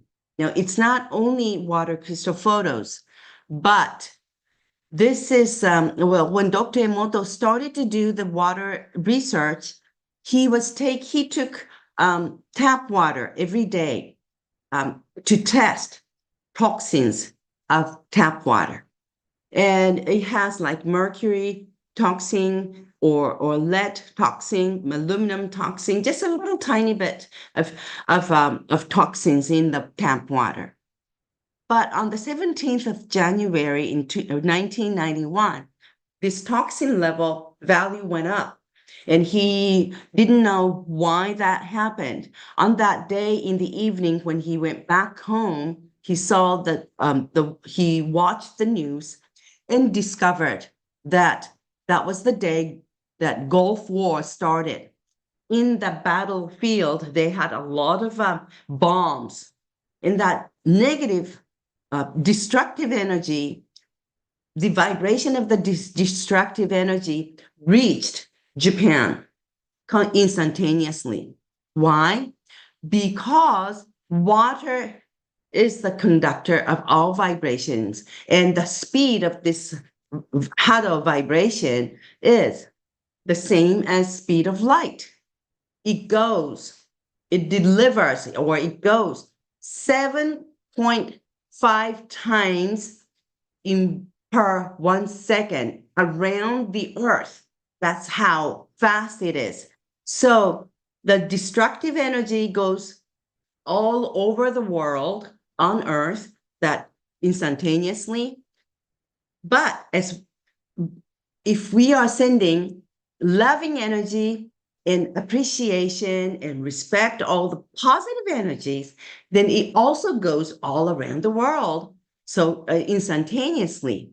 So that's something that I would like to do when we are still having these wars in Ukraine, in Russia, or Israel, in Palestine. We should be sending all the peace energy and loving energy. Let's do it and do it. The difference of the energy. I can do it and I can't do it. These are all what we can choose. It's not really good or bad, but it's our choice. If you want to, it's a law of attraction. So when we have some kind of challenge or when we have some kind of a project, if I say I can do it, and if I continue to believe that I can do it and continue to do it, then I can do it because water is showing that I can do it. If I give it up and say I can't do it anyway, then we're stopping it. So we want to continue to do this so that we can really make the world a peaceful and harmonious place. You're beautiful, and I love you. Compassion is so beautiful. So water is showing that now we need to be sharing compassion. Blasphemy is really interesting because blasphemy is something, it generally refers to the act of showing disrespect or lack of reverence toward something considered sacred. In Japanese, blasphemy is written as selling water. I wrote in Japanese. And selling water is, Dr. Emoto always said, selling water is a blasphemy to God, he said. Showing the word blasphemy in Japanese and in English, water is responding this. So nowadays we buy water because of all these corporations taking water from underground and selling it to make money. We should stop it because we are really, by doing that, destroying the earth. And if we buy the bottled water, we are giving that energy to those companies. So we should not be buying any bottled waters, or we should not be selling water. The most beautiful water crystal that water made was from love and gratitude, two words together. The reason why is because this is what Dr. Emoto said. Creator of the earth. If you want to say God, that's fine. The source, that's fine, is giving all living things love of God equally. And water is the one that is delivering that God's beautiful love to everyone. And Einstein's formula, E equals mc squared, is said to be mass times speed of light square.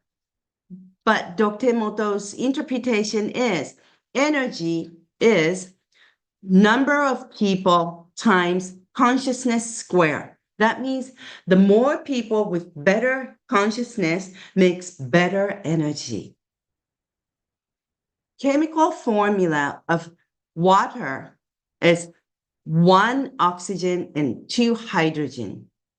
And Dr. Emoto's formula, he used to say, water is 1 love and 2 gratitudes. And that's why water responded so most beautifully to love and gratitude.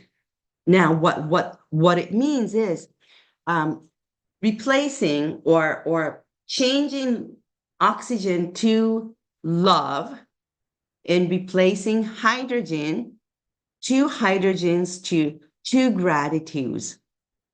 Then the world will be a beautiful place. 1 love times 2 gratitudes make peace and harmony. Now, peace and harmony yourself, and peace and harmony of the family, peace and harmony of your local area, in your country, and whole world. Because if there are double gratitudes to 1 love, it goes all around us. And water is the conductor of this beautiful energy. Love and gratitude is also immunity. How does water respond to our prayer, our intentions? And this was the experiment that was done at the Fujiwara Dam.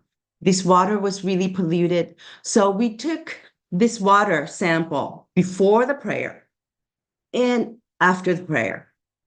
These are the difference. The same water changes. And it's really amazing how water responds to our prayers.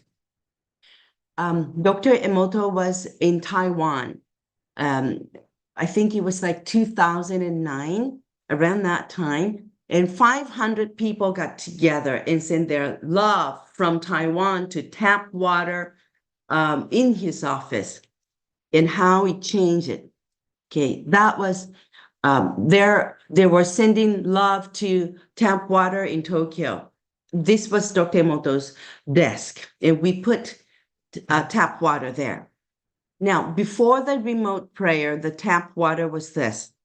And after the remote prayer, it really changed so beautifully.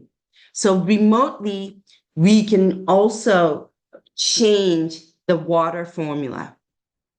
This is the experiment that I did remotely with 5 different people, one from American US East Coast, one from West Coast, one from Mexico, one from England, one from Japan.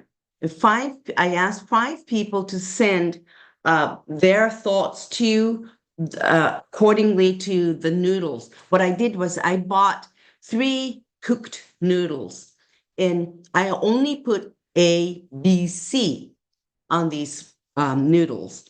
And I asked 5 people to ignore A noodle and send negative thoughts to B noodle and positive thoughts to C noodle.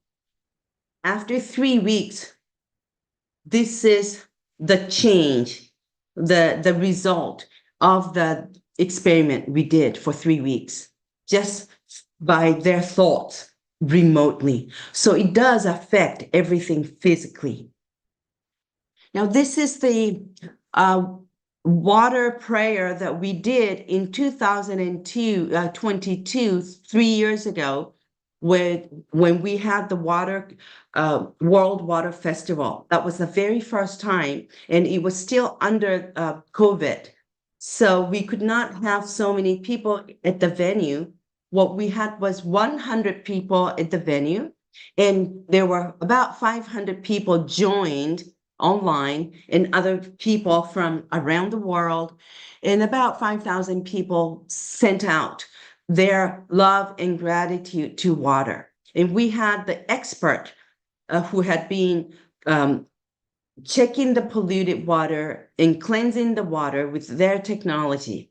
And he came to test the water before the prayer and after the prayer. And what he said after this result was, something miracle happened, he said.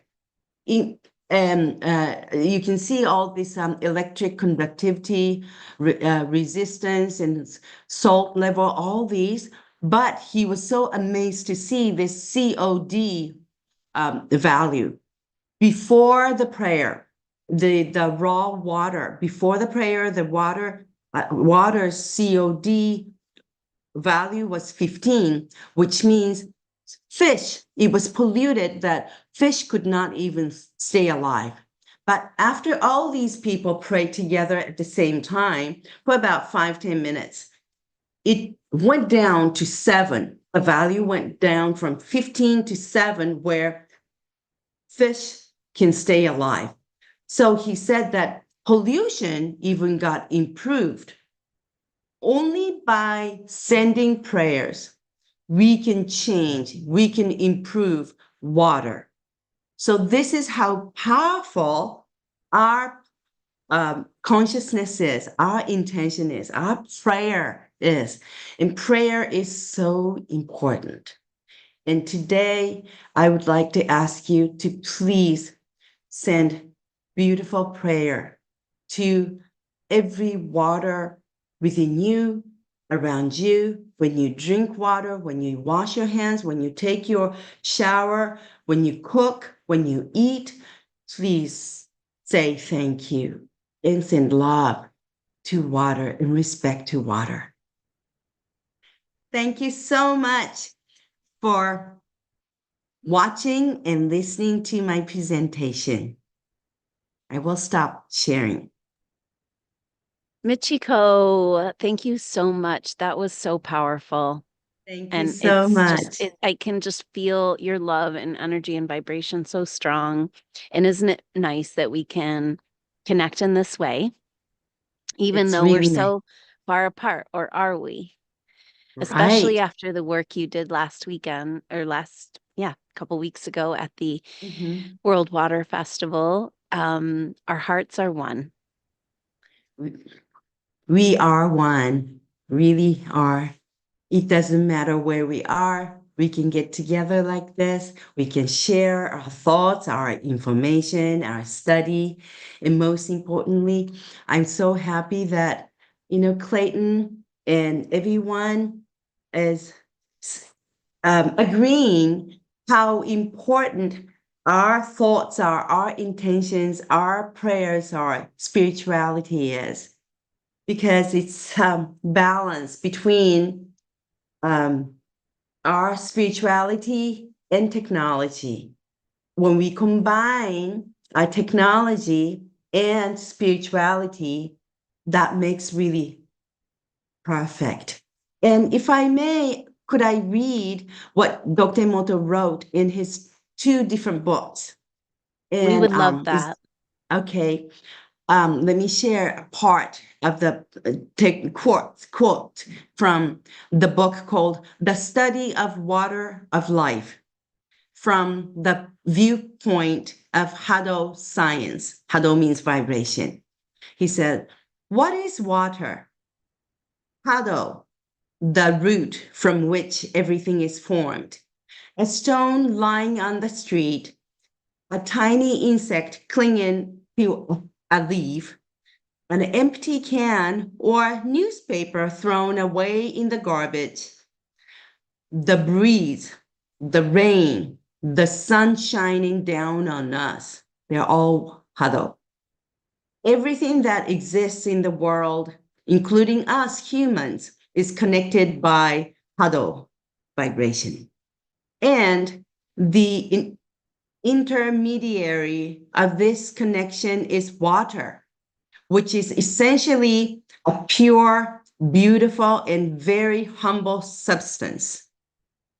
Life is born from water, and Hado, all vibrations, is transmitted through water. It may be meaningless to separate ourselves from water and vibration. Water is a mirror that reflects us and even ourselves. What have we done to repay the tremendous benefits and inspiration we have received from water? Whenever I read this part, I feel really powerful about this. To protect water is to protect our own lives. The future of water is our future. That's one thing he wrote. And from another book, it's called Now to the Fifth Dimensional Hado Vibration. This is how the universe works by Masaru Emoto, quoted from page 282. Spirituality is essential to take energy from water. Nowadays, something emitted, hydrogen energy and other forms of energy are attracting attention. It is natural to take energy from water, H2O, hydrogen energy. However, I think it is dangerous to take energy from water unless it is accompanied by spirituality. For example, as seen in the hydrogen bomb, there is a danger that large amounts of energy will have a negative effect. After all, love and gratitude is the answer. In H2O, O is love, H is gratitude. That is the essence of water. From my presentation, you can see how Dr. Emoto interpreted H2O. Yeah, that is the emergency lunch that God left us all at the end of the day. If we forget this and pursue only material or scientific matters, there is a danger that a huge explosion will occur and the earth itself will be annihilated from the universe. So what he wanted to say was the importance of spirituality. Thank you so much. Oh, Adrienne. That's so Okay. beautiful, Michiko. Thank you so much for bringing Thank that you. energy to us today and this consciousness and all of us loving the water in the way that we've been able to today. All Thank you. bringing the unique individual piece. And for you to bring it back around so beautifully like that for us, to everything we've talked about today. And I can see that what we are doing and what we've just done is not just an ending here today, but a beginning of this Beginning. World Water Festival tour, a ripple that can't be stopped No. as it Thank you for ripples saying out. that. Thank you so much for your love and your presence and your commitment to Dr. Emoto and the work. And it's such an honor to experience this energy here with you today. And I think that as we sit here today talking about this, we're connecting to all the waters that came together at the World Water Festival a couple weeks ago. And like, tell us where the water came from. What was that like? Having in the mail all this water Wow. coming into That World Water Festival we had for 2 days, it was very interesting. Because on the first day we started with a bonfire. The Buddhist priest came and offered the bonfire prayer, and we concluded that festival on the first day with firework, to send out children's hopes and dreams and our intentions, beautiful intentions to the universe, because that venue, underground, that venue is the water, the abundance of water. It's and it's a caldera, and so it's a shape of like a satellite dish where we can the energy goes amplifies. So we wanted to do that's why we did this World Water Festival. So the first day was fire. We had all the natives came from around the world, from France, from the United States, from from Japan and other places also, or for the prayers and dancing and everything. And we did have forum of water and nature by real scientists and professors and all that also, or activists also. And on the second day, after that first day, from the middle of the night, we started having a storm. Second day was a storm with water. So that was really yin and yang, but just made the balance. So to me, for us, it really had to stop. I mean, we really had to do it and really started from that again. So I'm glad that that is I'm. so amazing because we connected with you in Montana. And Mhm. that was just so powerful to share our ceremony in That's Montana right. on the screen with you. And we started our weekend with fire. we had an Uh-huh. opening ceremony around the fire. And I just think that's so beautiful as Russ has brought us all back to the center of all things and the scalar wave and the sun is water. And so at the heart of it all is our love. And I feel it He so was, strong in your presentation and your presence. And I am just so honored to do this work thank with you. you. And it looks like we're going to try again. So exciting to have Michiko come and uh, maybe in the spring and into the US. We'll do a water festival tour. So we'll check in more about that because Russ said to heal this lake, Michiko, he just needed Michiko to come and we needed to pray together. And we did that I'll here do it. today, right? Yeah. It's well underway. And then we can also come together in person together in the future. And so what a beautiful energy you brought to us. And thank you so Thank you much. so much. And looks Thank like you. Varushka is here. Hi, Varushka. You'll have to unmute.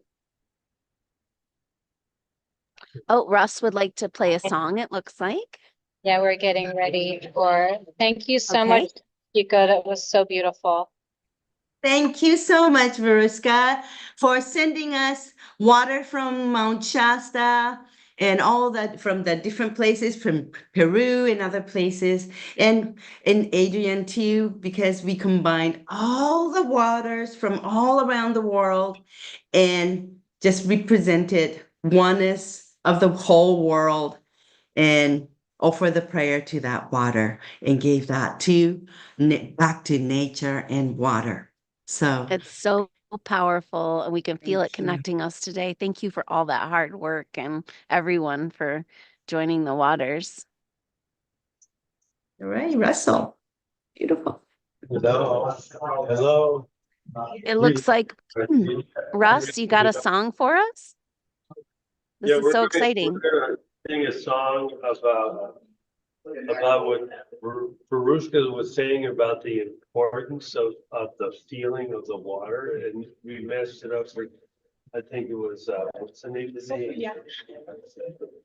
Okay, so, yeah, Project. so I don't know the words to it, Project. but I do know the tune Hey, and. Russ, can you come closer? Come closer. Okay, everybody can sing, everybody knows the words, but I don't, so, okay.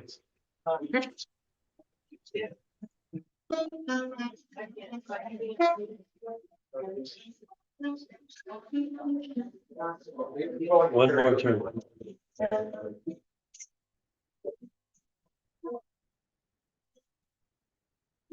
Ready?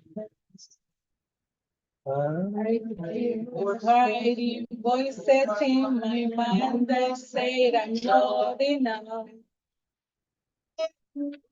Every single word that tells me I will never understand. We're gonna do it. Whoever knows the song, please step up. I'm just a song of everything that I belong. Remind me once again just who I am because I need to know. Ooh, whoa, you say I'm when I can't feel a thing. You say I'm strong when I can't feel a thing. I'm sure in the you say I'm yours, and I believe. Oh, I believe what you say to me. I believe the only thing that matters now is everything you think of me. In you, I find my worth. In you, I find my identity. Ooh, oh, Oh, you say I'm loved when I can't feel a thing. You say I am strong, but I think I am weak. And you say I am held when I am falling short, when I don't belong. Oh, you say I am yours, and I believe. Oh, yeah, please. God, just for me. Oh,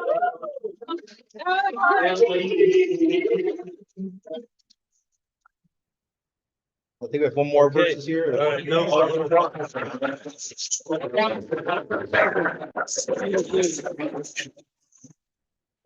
That was John.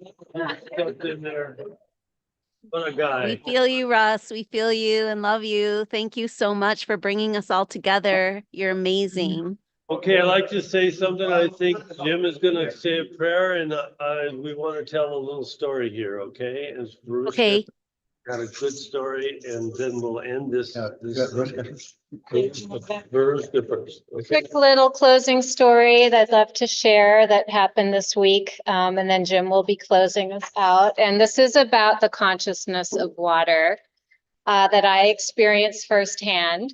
And I like to say that I'm available to witness miracles. So I want to model that to everyone because the universe then likes to test you and show things to you, and you have to respond very jubilously so that you can receive more miracles. So I love Facebook memories because it's like my past self informing my future self. And so it's like footprints that I've left myself. And this week, it reminded me that 10 years ago, I was living on the Big Island of Hawaii and loved going up our sacred mountain, Mauna Kea, and we have a glacier lake there. Not a lot of people actually know that it is the ninth biggest lake in the world, and it's a tiny lake. And it had just been extremely, extremely low the summer I arrived there of 2013. So my partner and I made prayers. So the next time we went there, it was back to its normal level. So we were eager that we received our prayer and got to see that it was back in full shape. And the Hawaiians call it the pico of the world, the belly button, where Native Hawaiians would actually bring their umbilical cord to offer it back to Mother Earth. So my partner and I, we found a rock that was broken in two, and it was broken right in half. So we each held it. We held it by the lake, and we made a prayer to restore the balance of the masculine feminine in the world. And then we didn't even count to three. We just knew we were complete with the prayer. He threw it like this. I threw it like this. And we saw that the stones came together and dropped in together and made only a single ripple. And, you know, it blew our minds. We both witnessed it. We saw it. So I was reminded of that this week. And so, you know, that's not something I'll think about every day. So I was grateful to receive the reminder of having witnessed such a thing. And so that day I get invited to my friend's natural swimming pool in Sonoma because I came down here for this event. And so we're in 100 degrees heat. She said, please announce yourself to my pool first. You know, we like to introduce the people that are coming into her natural pool. And so she had some frankincense oil, and I've never been exposed to doing this before. So I put 3 drops in, and then in that moment, the water starts creating visuals for you, for that person. And so at first it made a beautiful rainbow circle from the oil. It was like a perfect, and rainbow halo has been a symbol all week, the rainbow halo. So I see the rainbow circle, and suddenly it makes like 2 little circles in the middle, and then they join. So it was telling me the story back of what had happened 10 years ago. So I had seen it again that morning, and then the water told me the story back. So, and then she told me what she saw in hers and how relevant it was. So I just wanted to demonstrate, like, wow, this was a completely new concept to me. And the fact that the varied ways that the consciousness of water has a way of communicating with you. So just wanted to share that in closing. That is so powerful, Varushka. Thank you for that. What a great reminder. And look at that reflection of everything we all talked about today of the subconscious and how it responds, like the feminine. And Jim Brown Eagle, you started us off with that prayer and that awesome energy. And that's what I found in all of this. Russ actually showed me this. As he was here and got to spend so much time with him and have this beautiful time together and celebrate the waters with our friends, our supernova friends. And the water always responds. And this is the way we can look at if we're trying to understand the sacred archetypes of the masculine and feminine, because we know that we've been missing a big piece, you know? We all have masculine and feminine within, but I found that the water always responds. Like, when we talk about the mother and the energy of the mother and what is that, or what is our brand, or what do we live for? What did all indigenous cultures from the beginning of time base their existence around a worship of the divine feminine, because she provides for us, and so a mother always responds, a loving mother. And this is the waters when we talk to the subconscious. And so may our mother, our great mother, respond to this loving prayer today as we bring all of the energy of all those waters that Michiko got to experience and bring together in Japan and connect with us here today. So thank you so much, and everyone, for being here. And Jim Brownicle, thank you for blessing us with your Right. prayers Okay, today. before I started, I would like to invite Clayton Duncan to come up. This land that we're on right now is the Shagam people, and that's Clayton. They were removed from this place, their homelands here. And so I want him to do a prayer. He's going to stand with me while I do the song. This is a prayer song from our roundhouse. And remember, Like I've seen our him sing. matriarchs were our visionaries, our females. These are their songs they gave to us. Now, one thing I would request everyone to do is hold hands with the person next to you. Remember, how much water do we have in our bodies? So let's heal that water in us. Let's bring more warriors here for this spirit. Look at all of the people that have gathered from different nations, different countries, different backgrounds. Water is connecting all of us. It is our heart. So let's close our eyes and let our heart know the spirit of water. Here's a song from our roundhouse. Oh,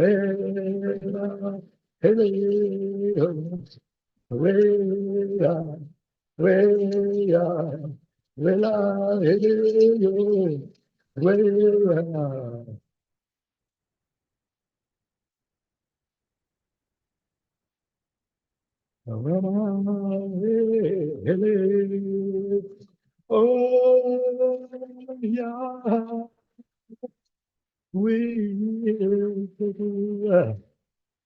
You make it, Madonna, Hallelujah. And I will, Hallelujah. Oh, yeah. We live, you make it, Madonna, Hallelujah. Oh, bless you. Oh, thank you, my friend. The what? Grandma used to say, I'm going to do a prayer song for the waters once a month at my tribe, and I'm going to send out a notice for people to come and join us. And I'm going to start saying, "Go to the water where you live." Once a month, we're going to start praying for this water. All my religion.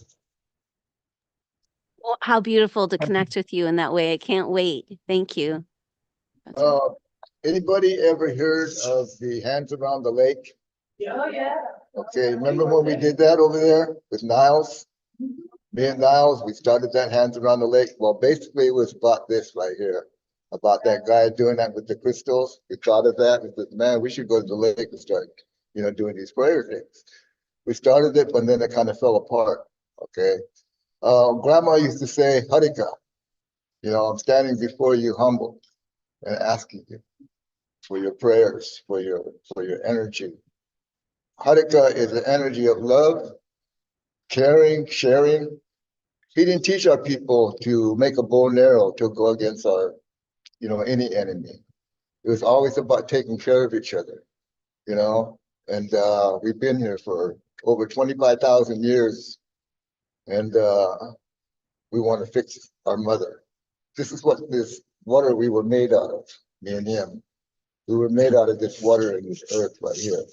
We're a part of the oak tree. We're a part of the manzanita. And we are hurt because of what happened. But now you just fills our hearts up, saying, well, it's going to go back to where it was. That's all you guys help. Thanks. Thank you. Thank you. Okay, I want to say one Rahul, thing. I know you guys really, really think this is the end, but it isn't. It's just the beginning. And I want to thank Clearwater Vision team we have together. I'm telling you, it's pretty remarkable. I would never have done it myself. But in this terms that we are a small group of people here, and it's not really a small people because we're listening to other people outside of this. We're praying for Clearlake. We really are the oldest lake in America. It's so important. I'm going to announce that over and over again, but more or less, I believe that the lake is listening to us. It's really hearing us. And it's even now, I believe it's reaching out to us. I want to say one thing that is more of a biblical thing that's kind of some of us respond to. All of creation is yearning for the redemption of man. And that is us.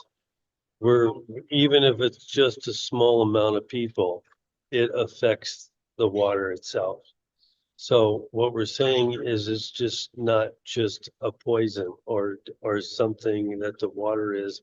All of creation, whether we think it's a poison or whatever it is, well, we can tame it. We have that ability to do so. And that's what we're doing here today.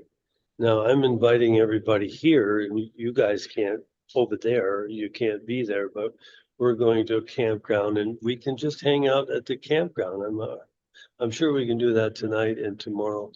We're going to be meeting Jim and Gail, and probably Clayton's going to be there.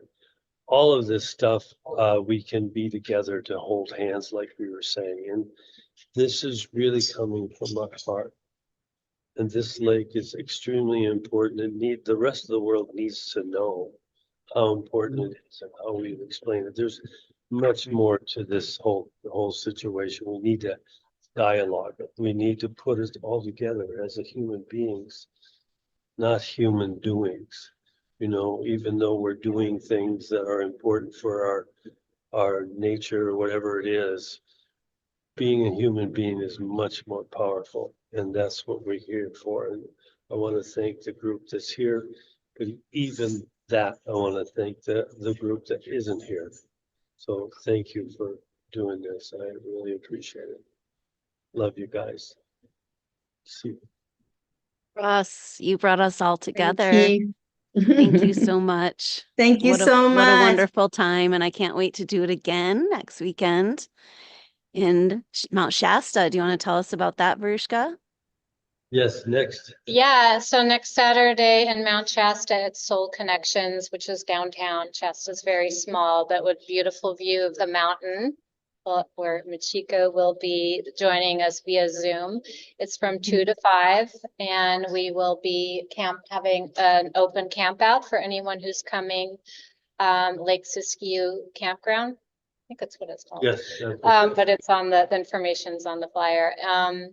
And then Sunday, we're invited to a private residence who has her own personal headwaters on the north side of the mountain, so in Weed, but it's the same size and magnitude of our headwaters in Mount Shasta City Park, which is the beginning of the Sacramento River. So it's really an honor that we get to go to this private land and be with the same water that's coming directly out of the mountain.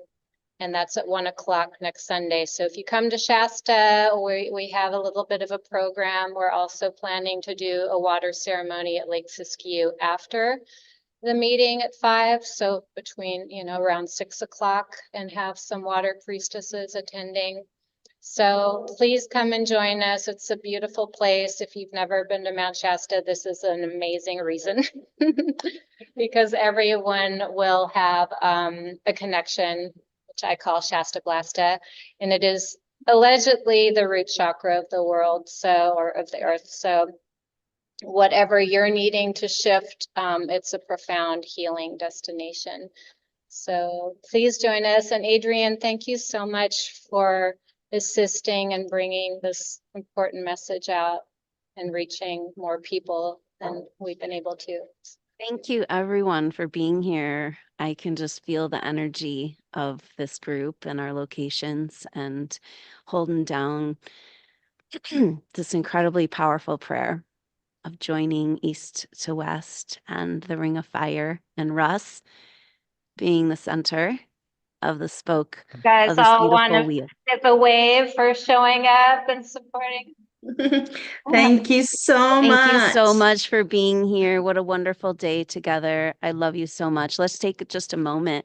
We were talking about how the waters respond, like the feminine, and like if we say what in the world is right and good and true. And for us supernova souls, we've come to this place where we found that what a loving mother would do. Like, this is the only thing we're missing and what we have to go back to in order to get back home.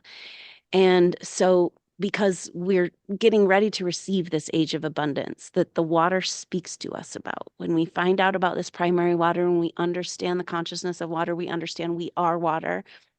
It's abundant, it's magical and powerful. And so when we're talking about the fact that a loving mother is how we can understand how we come back to what really matters in order to move forward into this new age of abundance. And so the water is, on the one hand, we're talking about it always responding, but then as we found from what Varushka brought forward with the flower essences, that the water really wants actually to be heard and listened to. And what is the message? And that's what Emoto brought us to. Emoto showed us the memory of water, but also the message that water has for us. And that's also what Clayton brings to us too, is his incredibly profound work of just this great understanding of structure and water.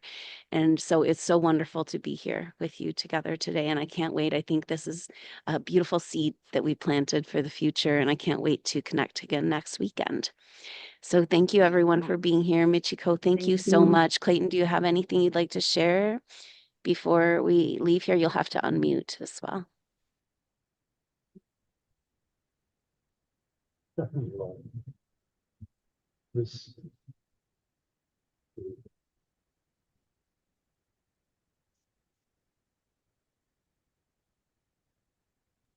Sorry about that, Clayton.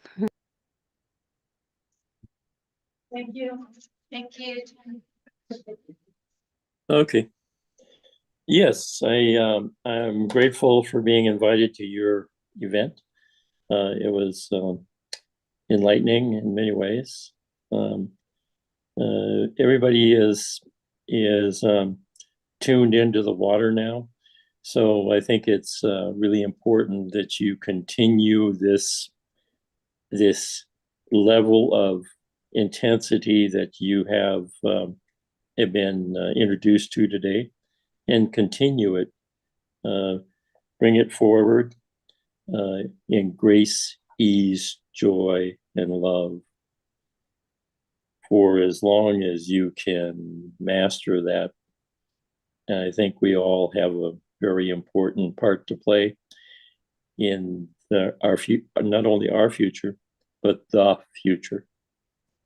So structured water is here, and it's within you, within all of you. And fortunately for me, I've been given a formula to make that available to the world. And simply. So thank you again. And God bless all. Thank you again. Thank you for so the- much. Thank you so much. Clayton, for your Beautiful. work, your dedication, never giving up on this amazing technology, and for gracing us with your presence here today. So fun. What a beautiful group. Michiko, thank you so much for being here. Thank you so much, Adrienne. Thank you so much, Clayton. And thank you so very much, everyone who came together with us. Thank you, Russell. Thank you. And I look forward to seeing you again next week. Bye-bye. We love Have you guys. fun at the campground. I'll be joining you in spirit. You'll be at the So camp. wonderful to be with you. Russ, thank you for bringing us together. Okay, and Matt. What a beautiful you too. soul you are. You too, Matt. Thank Love you you. so much. Bye-bye. Have a Love wonderful you so camp out much. tonight. Sing a Bye-bye. song and dance for us, Russ. Russ has got the moves What? and the songs. Oh yeah, well we tried. Actually, we did a good job, didn't we? Didn't we? Yeah. Well, meet you at the campground, guys. Love you so much. Bye. Love you.